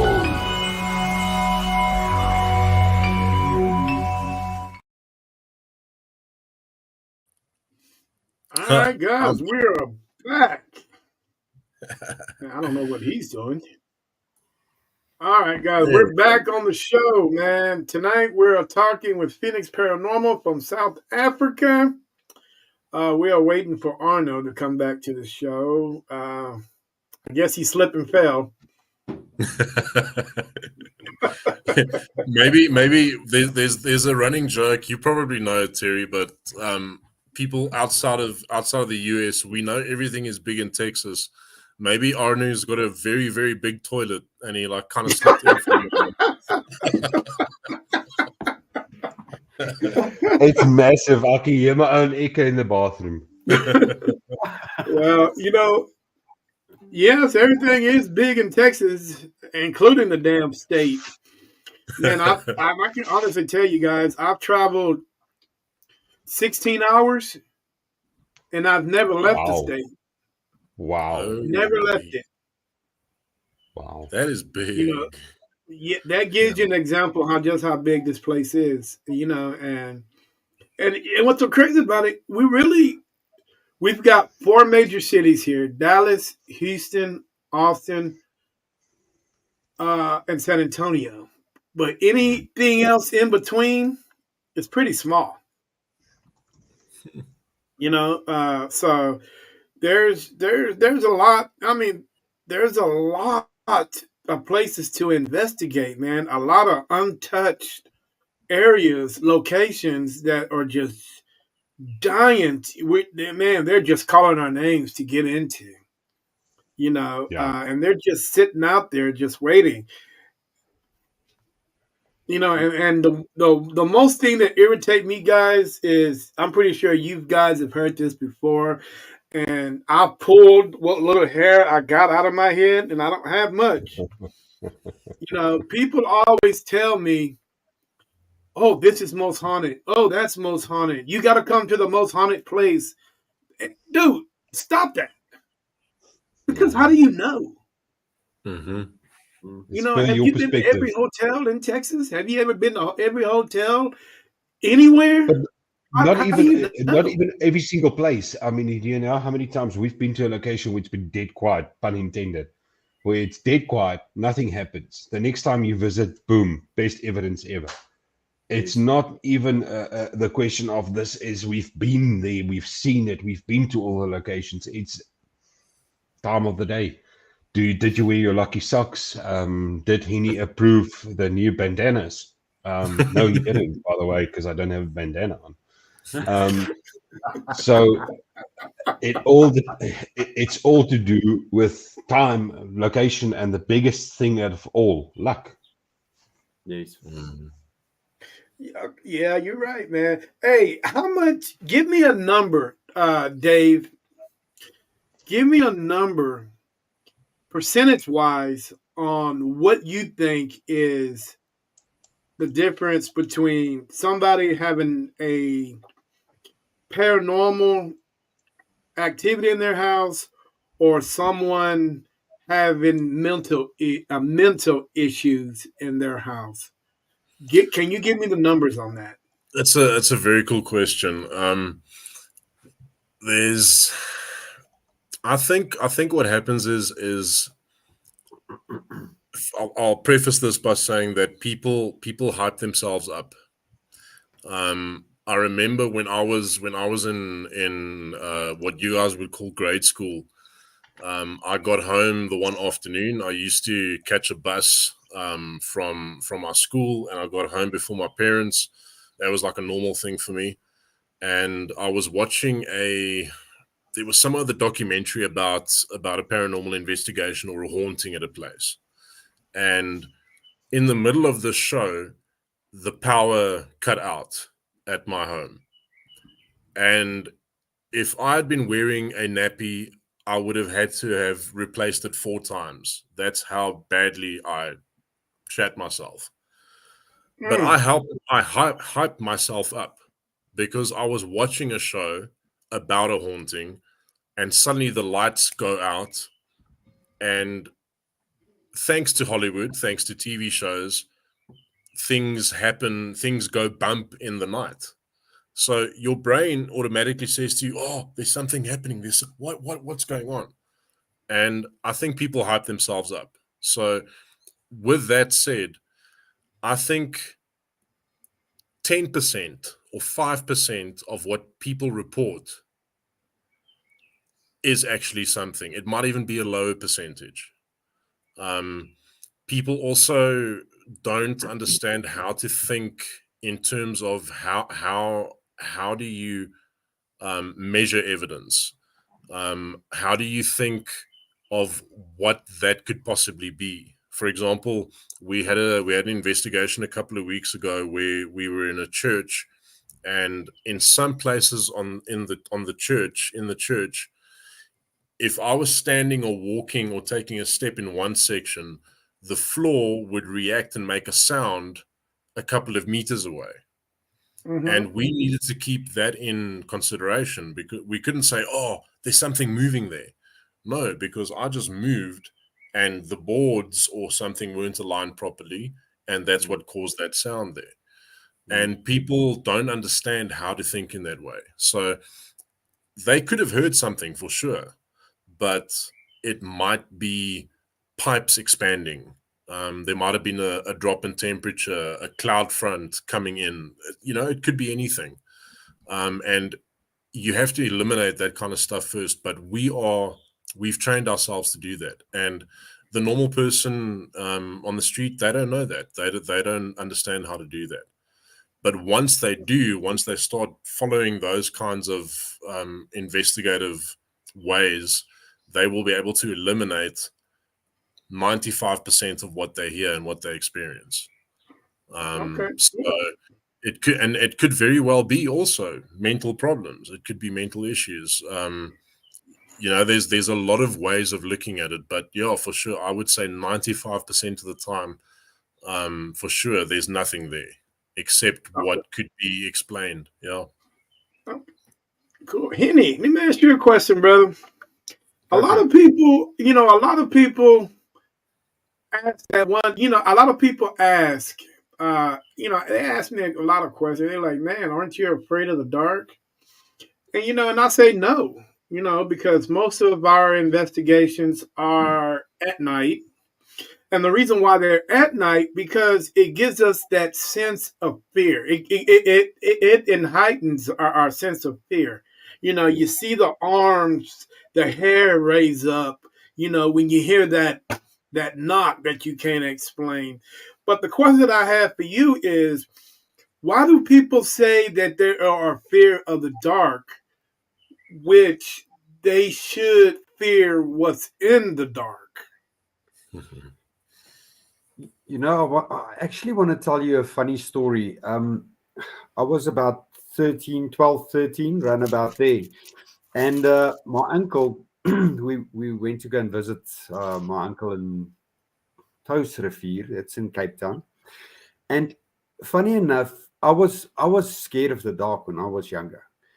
And he took me outside the one evening, and he showed me through the window, if you know what I mean. The lights were on in the house, and I was standing in the dark, and he actually showed me it's supposed to be the other way around. I mean, if you're in the light, people can see you. If you're in the dark, people can't see you. So, and I think the fear of the dark is I don't know why, because that just changed my thinking of when you're in the dark and when you're not. So yeah, people will fear the dark. People will fear what they can't see, and yeah, they're supposed to fear a ghost. Let's say it that way. Yeah, me too, man. I'm not afraid of the dark, but I'm afraid of what can be in the dark. I mean, Absolutely, absolutely. I mean, what you that's can't see it's, can hurt you. How's that? it's just one of those things. Mm. South Africa, man. We talked about this an hour ago. Different religions, different types of people, and with different types of people and different type of ethnic backgrounds, dude, man. And Arno, you brought it up about the Zen. Now, dude, if the Zen was here in America, it would be considered an urban legend. Because there's no true fact on that it actually exists. And if it does exist, it hasn't showed itself yet. But do you guys believe in urban legends? And if you do, would you guys investigate urban legends? I think we definitely. I mean, every single story is a urban legend. Somehow of the time, every Yes. single haunting, it was or is an urban legend. It starts with a rumor. Um, the whole argument, was Dave that mentioned it earlier about this gin that was brought to Zanzibar and all of that, or from Zanzibar. But Mhm. who says you don't have gin? Define what is a gin. Right now, it's an alcoholic drink that I really want right now. But um, again, there's so many points attached towards this because the whole definition of a entity or a ghost or a paranormal creature or going all the way into cryptozoology, or even if you want to go all the way to science fiction, let's call it ETs. Um, there's currently not enough. I'm not going to say no evidence, but there's not enough physical evidence to say that it's not all the same thing. We've experienced enough to see that, there is something there. The first single time I think we've experienced excluding the mood of the ghost. Yeah, especially if you play Ghost Watchers, where you need to discover the mood as well. But if you're talking other maybe a residual haunting or intelligent haunting or anything like that, if you take that away, we've encountered that. We've encountered something completely pissed off. I won't go as far as calling it demonic, but that was the closest. That was the incident that Dave mentioned, by the way. Mm. And then we've encountered something unique that we've never seen before, which was the mimic Dave mentioned as well. We Mm. have no idea whether it's actually the one and the same, but it all starts with a story. It all starts with a legend. I mean, if we need to go find out about a certain haunting, um, let's take South Africa with its rich culture. There's something called I'm completely going to butcher it. So please, if there's someone from South Africa, don't kill me.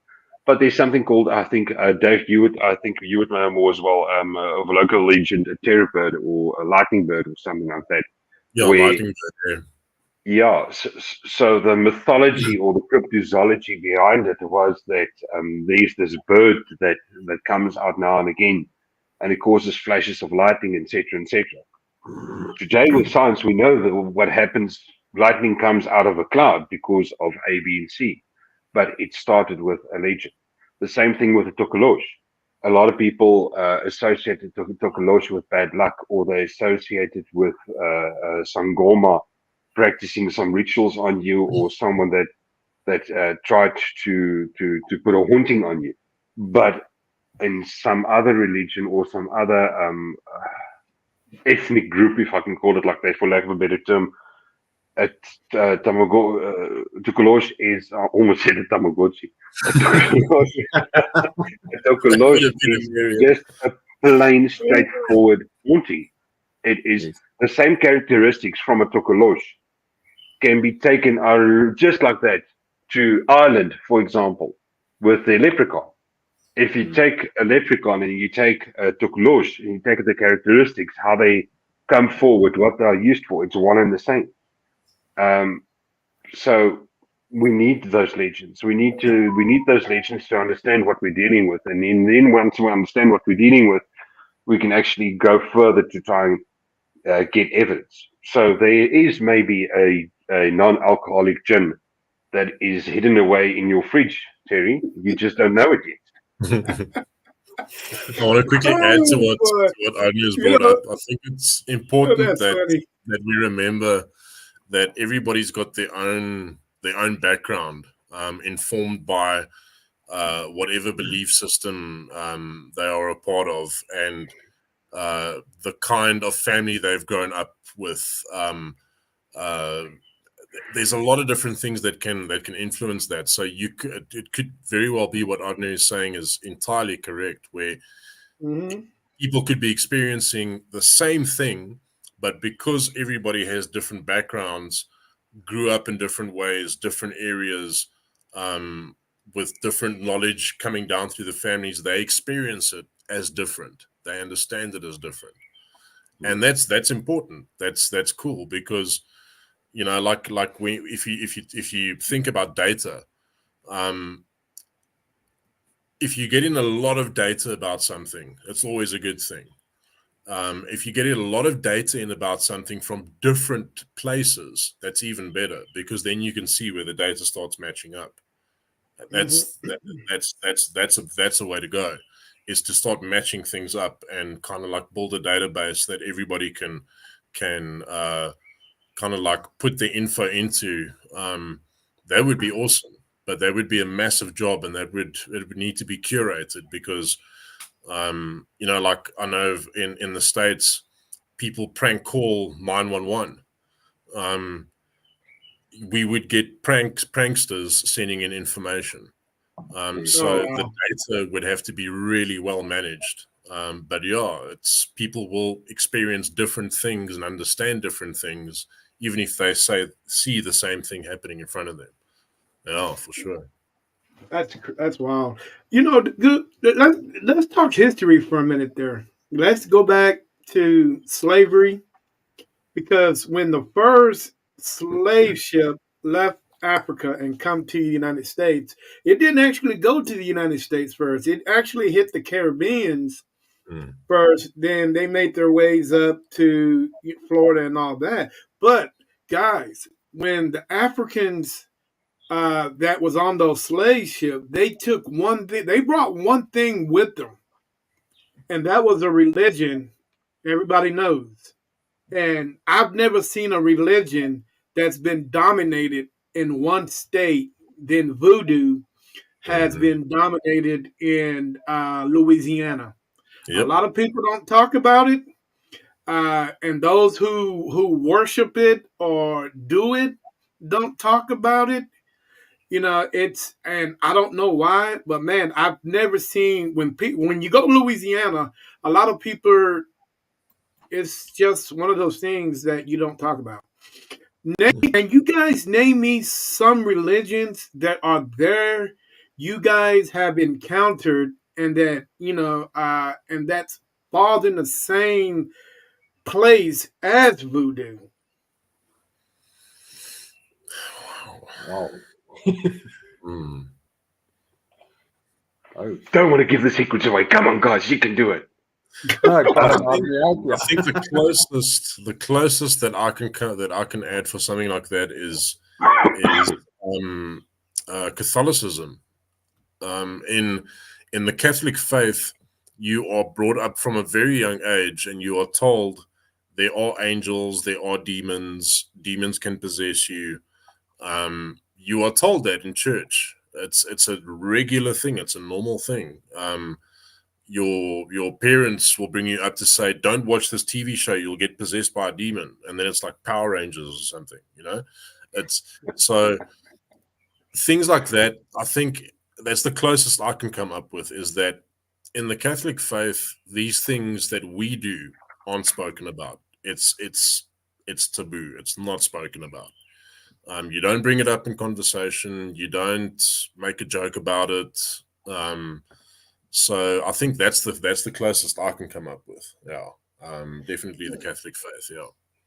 I say, Henny. But first, Henny, go ahead. Is Henny frozen? While we're waiting for Henny, there's one thing I want to mention for you, Terry, is we've got, I mentioned the word earlier, Sangomas. Now, Sangomas is rife. They're everywhere. You literally, I must send you a picture. You drive down the street, and every second board you get is, do you need more money? Do you want to be a bigger manhood? Do you want a smaller manhood? Do you want to bring back a loved one? It's Sangomas. So Sangomas is, I think, one of the. It comes from the Zulu culture as well, but was here before. Even if they normally blame everything on Jan van Riebeeck, the first the East India, Dutch East India company that came here in South Africa before everyone else. But the Zulu nation brought forward now the Sangomas, and Sangomas they work religiously almost with items, which is a lot to do with voodoo. If you take, for example, they'll make up a package. If you go to Sangoma today, they'll probably say, okay, I need a bit of your hair. Please don't quote me on this. I've never been to Sangoma before, so I'm not 100% sure on the ingredients, but it is as with voodooism and what you get in Louisiana as well. There is almost like a spell that needs to be made. So they take a lock of hair, they take a bit of this, they take a bit of that. They even at a stage make a type of a voodoo doll. It's not exactly 100% the same, but they do continue with that culture as well. It's something that you need to put on. For example, if you want to do something to your ex-lover or whatever the case may be, you need to. But they build you this package, this voodoo package that you need to attach to that person or put in their car, or almost like Salem witches as well. The whole witch word in general. But I think the closest you get to voodooism in that comes from Louisiana and all of that is that it's basically I think Zulus and Gomas, but it's not just them. Please don't misunderstand me here. There as Right. well. It's every single culture has the same form of the same thing. It all comes back to, if I really have to go and pull all those strings and attach them to each other. Every single the different all the different languages and different cultures again in South Africa has some form of the same. Um, Hmm.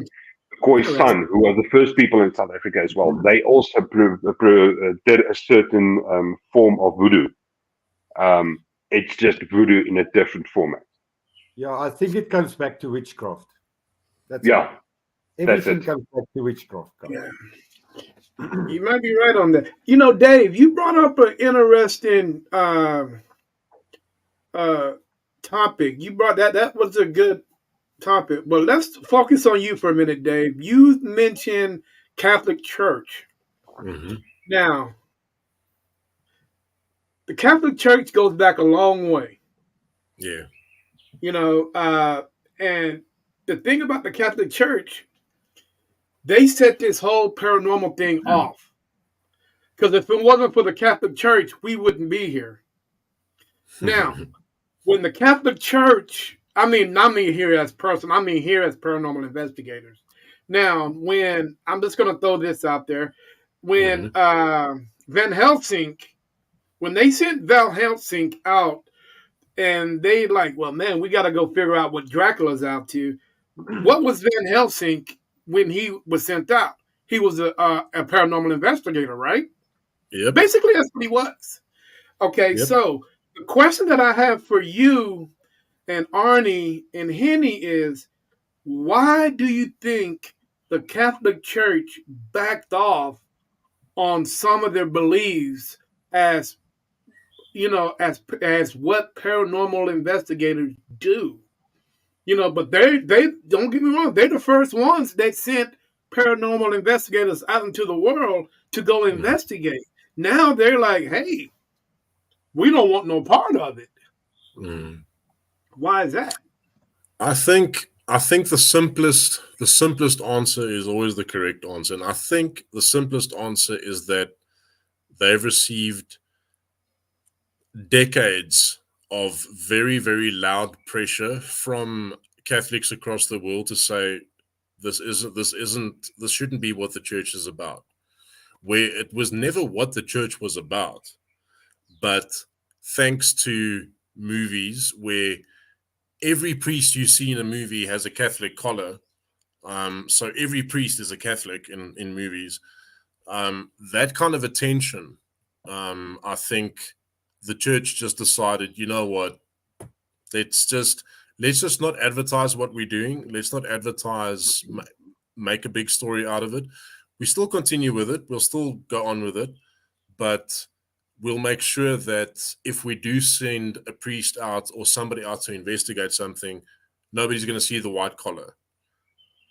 If you don't see the white collar, you don't think the person's a priest. I think it's as simple as that. It's still So you happening. think? It's still going on, but people just cannot identify that it is the Catholic Church doing it. Yeah. Oh, so now the priests are coming out with flip flops, Hawaiian shirts, and shorts to investigate. I think so. I think it's as simple as I've got my flip flops right here. Must I get them? Where's your color? Yeah, yeah, that's funny, man. You know what, guys? It's been an hour and 48 minutes, man. Sure. And Wow. the Time man, flies, eh? it's been educating, and it's been it's been funny, and I love it. But before we get out of here, I got one last question for each one of you, and I want you guys to be honest with me, and especially you, Henny. If you try to be cheap on this one, man, I'm gonna come take all your money. We can't be cheap because you can't take it with you. Okay, so matter of fact, I'm just gonna start with you, Henny. You bucket list, man. Where would you like to go to investigate? And mind you, you got to spend some money, so you can't stay around the corner. That's a good one. Terry, my biggest dream and on my bucket list is to actually go to the USA.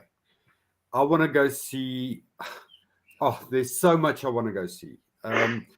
the US, the UK, the Monk House. Oh, there's a lot what I want to go see, honestly, from my side. Yeah, thinking about it, I also want to go to Hollywood. I want to go see what is the hype about, if you know what I mean. Interesting. Hollywood. Yeah, A I lot want of to go. people. He needs A to go lot of make some more people's money going to for us. leave Hollywood, and you want to go to Hollywood. I don't understand that. I Yeah, want to go. he needs to go make some money for us. He wants to go make a movie about our lives and sell it for the most money because his money's Absolutely. getting thin. Well, there you go. Well, okay. Well, I understand that. But what location would you like to go investigate in America? Or is there any? There's so many. Gee whiskers. There's too many to say. I mean, uh, again, Hollywood is made up, not made up. I mean, Hollywood is giving us all this information about haunted locations, those kind of stuff. I mean, yo, Winchester House. there's, especially, gee whiskers. Yeah, absolutely. There's too many to say. Interesting. Okay. Dave, where would you like to go on your bucket list and why? I'm one of those guys that I would choose the older the better. So I would probably kick off my tour somewhere like the Middle East, which I probably would be stepping into hornets' nests if I had to do that. I would have to be very careful where I went. And then I'd go through Europe. I'd love to go to Russia. I'd love to go and it would actually probably be an impossible investigation, but go to some of the gulags in Russia. There's incredible emotional intensities that happen in those places. We know that countless people have been killed, died violently in those places, and then go to places like in Europe, go to places like the Notre Dame in France. Go and investigate that. Go to England. Go to Westminster Abbey. I'd love to check out places that are heavy, heavy, heavy with history like that, and like old history. That would be awesome. So I'd probably need to take like a 5-year kind of tour to make sure I go to all the places. Yeah. Hey, between me and you, Dave, get Henny to pay for it. He first needs to go to Hollywood to make money. All right, Arno, where would you like to go, brother? Your bucket list, not South Africa. I'm completely going to mispronounce the name, so I'm just going to try and say it. There's a haunted forest there in Japan, the suicide forest, Yes. where Yes. so many things happen. I think that one YouTuber, Paul Logan, got in trouble for that one as well. But the legends, the stories, and the stuff that comes out of there is absolutely next level. So I would love to. I mean, just the Japanese culture in general. Well done. I'd love to experience that. But that haunted forest, then I'll go seeing if Dave did there as well. Henny, I'm sorry, you need to pay for everything again. I'd like to go to Romania. There is a haunted forest, something forest in Romania that I'm going there. You want to come visit me? Sure. I would love to. I would love to. Your You rules sure about all the that? way. No, definitely. Everyone has got their own rules, own house rules, and you either respect that or you get out. You I expect wanted to ask what the rules are. Well, actually bang me. you know what, Actually bang me. Arno, I can honestly tell you, Irene will probably take you. She's from Japan, so she will probably take you to the haunted forest. I would assume so. It's Irene Akiko. If I looked correctly, I would love to. I would love to experience the entire culture. I mean, if we look at we talk. You're freaking out about South African culture, the Japanese culture in general. Oh my soul! There is so much to learn there, and so much, especially with the spiritual realms. I mean, I would love to just go there experiencing. I promise I won't say a word. Um, we have to get cleansed Oh first, yeah. 100%. Yeah, now I can imagine it. A simple thing like walking to someone's house without shoes, just having clean feet and clean shoes in the house. But that's not something I would love to experience. Then Romania, I'd love to go to Romania. There's also some heritage history and especially some haunted locations. And just because I love aliens so much, I want to go to Area 51. I want to go mess around. So Jerry, you're taking me to Area 51. I'm sorry. And he's Yeah, not going New to bail us Mexico out is this time. not that far from Texas, Terry. He's got a point there. Yeah. So Hey, man, I it's gonna take us, love myself some alien. dude. It's gonna take us 2 days to get across Texas. Hey, I don't know Um, if Henny, you got a credit card, you got a gas card we can use. No. he just fixed his solar power, so he's poor now again. Oh, but Let's you know what, Castle, guys? guys. Let's The Yeah, one Castle. thing, Oh, yes, Romania. absolutely. Gee, whiskers. Terry, I've got a question for you. yes, sir. Galveston. That's all I want to say. Galveston. Come on. Go on.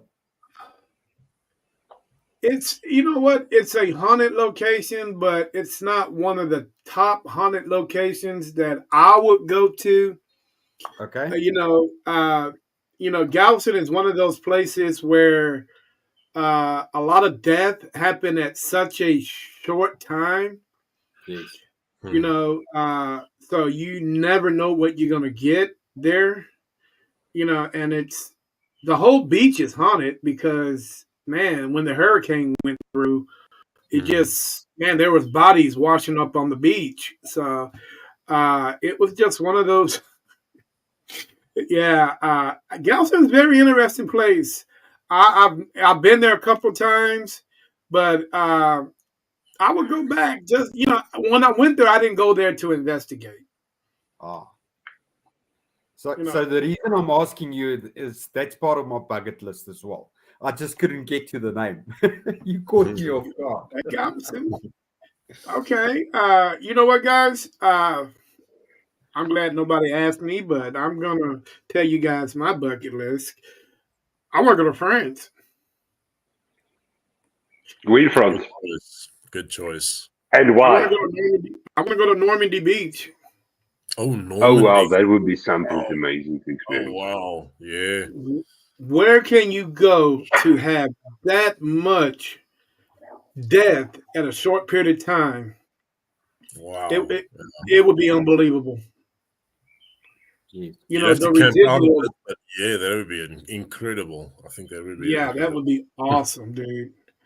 Yeah. Hearing and from what I hear, man, uh, there's a lot going on over there Mm. on that beach, man. I just want to go check it out for myself. Another one would be it's got to be a concentration camp in France or in Germany. Mm. You know, I'm gonna have to take napkins with me because you can just feel the sorrow. Uh, is one of those places, Mm.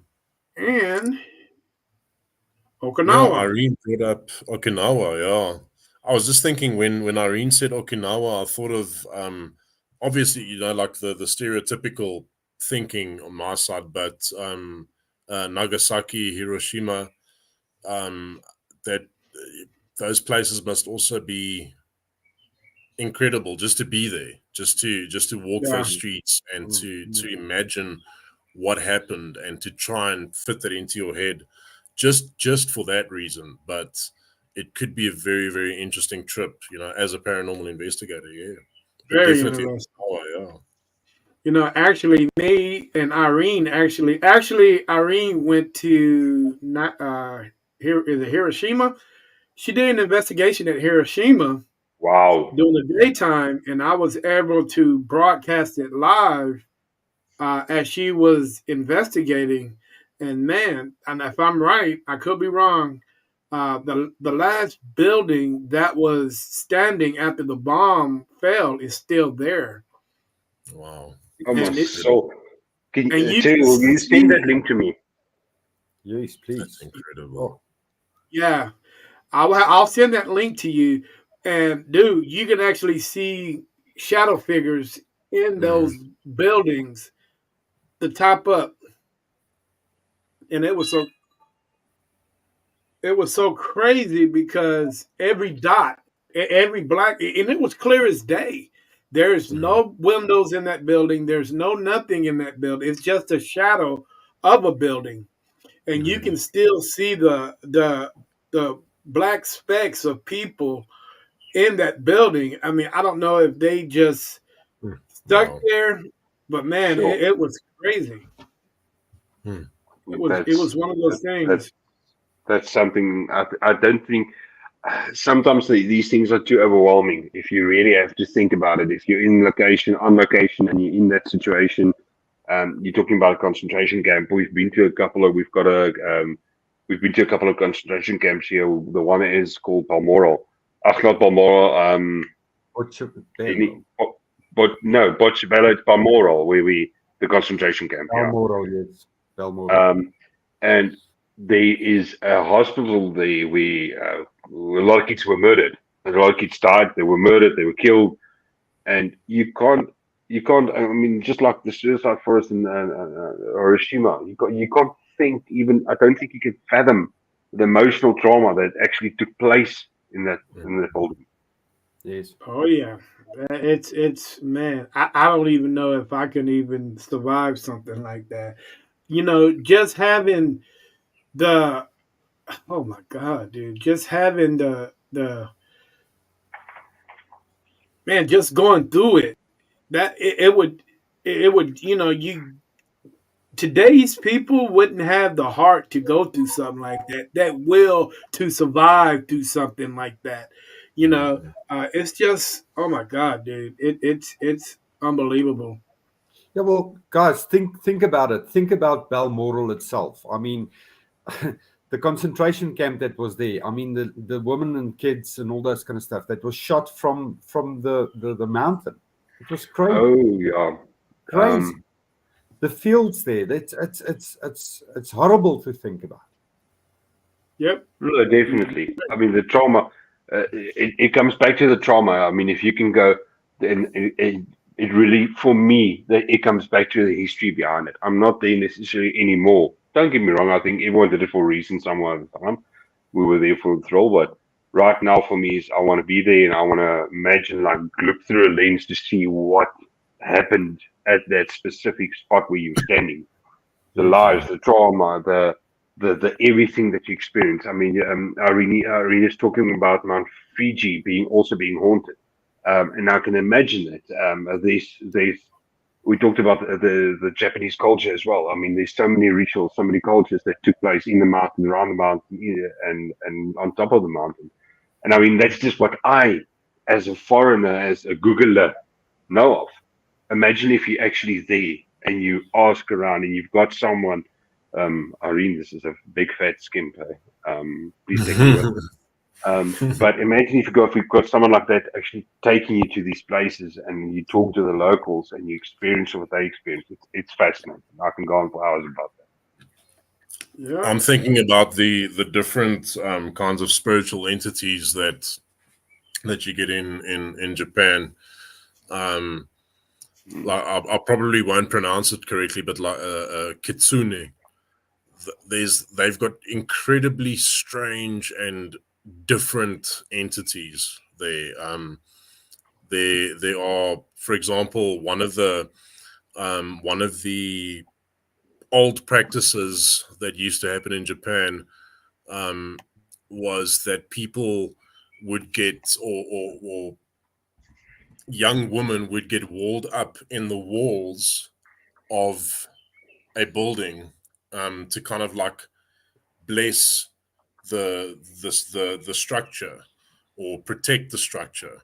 Yeah, there's Irene brought up a yokai. We found the yokai in the game that we play in Phasmophobia, but in Japanese culture, a yokai is something different, man. It's completely out of our cultural reference, and I think that's another reason why I think Arne would really enjoy Japan is because it's so different there. And that would be awesome. I completely agree with him. That would be very cool. Yeah, I mean, I agree. I'm trying to get over there in October. Oh, Oh, That would be great. If you, hey, Henny, if you want to, give up some of that money you got, and we can all meet over there. I think that would be Very great. question. When are you coming to South Africa? Man, I'm be honest with you guys. If I went to South Africa, I will stop, hang out with you guys for a moment. Then, hey, man, I gotta go. I gotta head up to the nation where the Zulus are because I heard they got some of the best women.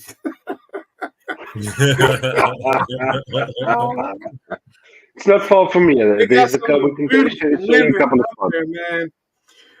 So, I mean, if you guys can pull off some beautiful women in South instead of me going north, hey, I'm willing to stay. But I've been watching these sure we women can. on YouTube, and there are some beautiful women up there. And I'm you know sure what? we can. And they so cordial. I mean, they know how to, to take care of a man. Oh, we're going off topic here, but they know how to. They know how to Victoria take is care the, of him. There, Victoria is the capital city. Everyone comes here, so trust me. Just come to Pretoria, you'll find everyone. Big oh, see, trouble, now my I'm dear. in Big trouble. trouble. Big Yep, trouble. sorry. Sorry, Irene. But anyway, guys, tell the world how to get a hold of Phoenix Paranormal of South Africa. Okay, the best way to do that is if you just go to Facebook or any of the social media platforms and so just search for Phoenix Paranormal SA. That's the best way to get hold of us.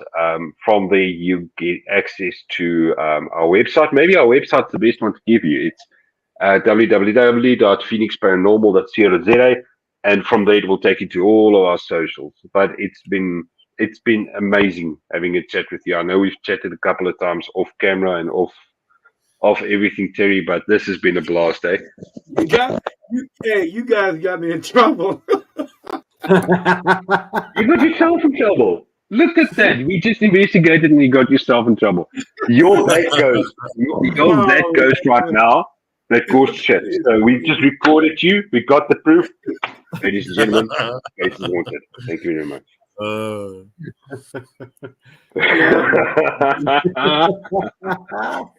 yeah, that's my wife. So, but guys, it has been a pleasure speaking with you. I really enjoyed it, man.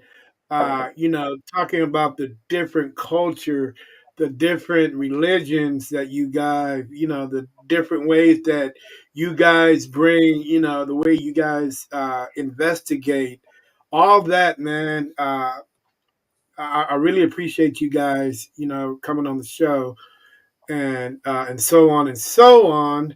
But I would love to get you guys back. No, definitely. Definitely. Awesome. Next time we're going to interview 3 o'clock in the you. morning. I mean, yeah. I mean, I would. Hey, interviewing me would be no problem. That's one of the things. If you guys have a podcast show, I would love to come on. My And first so question on. for you, Terry. My first question, on a scale of 1 to 10, how deep in shit are you right now? Probably I'd about like to tell you it's not coming to South Africa. probably about I was going to say a 6, but Oh damn! It's been amazing, Terry. Thank you so much for having us. It's been an absolute ball. There's so much to talk about. Like you mentioned, the topic is yeah, so I mean, wide, and I mean, you can't touch with everything in a little bit of time. Yeah, it's it's nonstop. And I will send you guys the link to that investigation Irene That'd be did great. Thank you. at Hiroshima. It's very interesting and it's very emotional over there, the way she did it, because she had so many different spirits come at her and ask her what happened, why did this happen, kids. It was a lot. It was a lot. But as soon as I get off of here, I will shoot that link over to you guys and Awesome. let you Thank you guys so look much. at it. Hey, and feel free to leave any comments about that in the comments, or you can shoot it to me Will do. directly, and Yeah.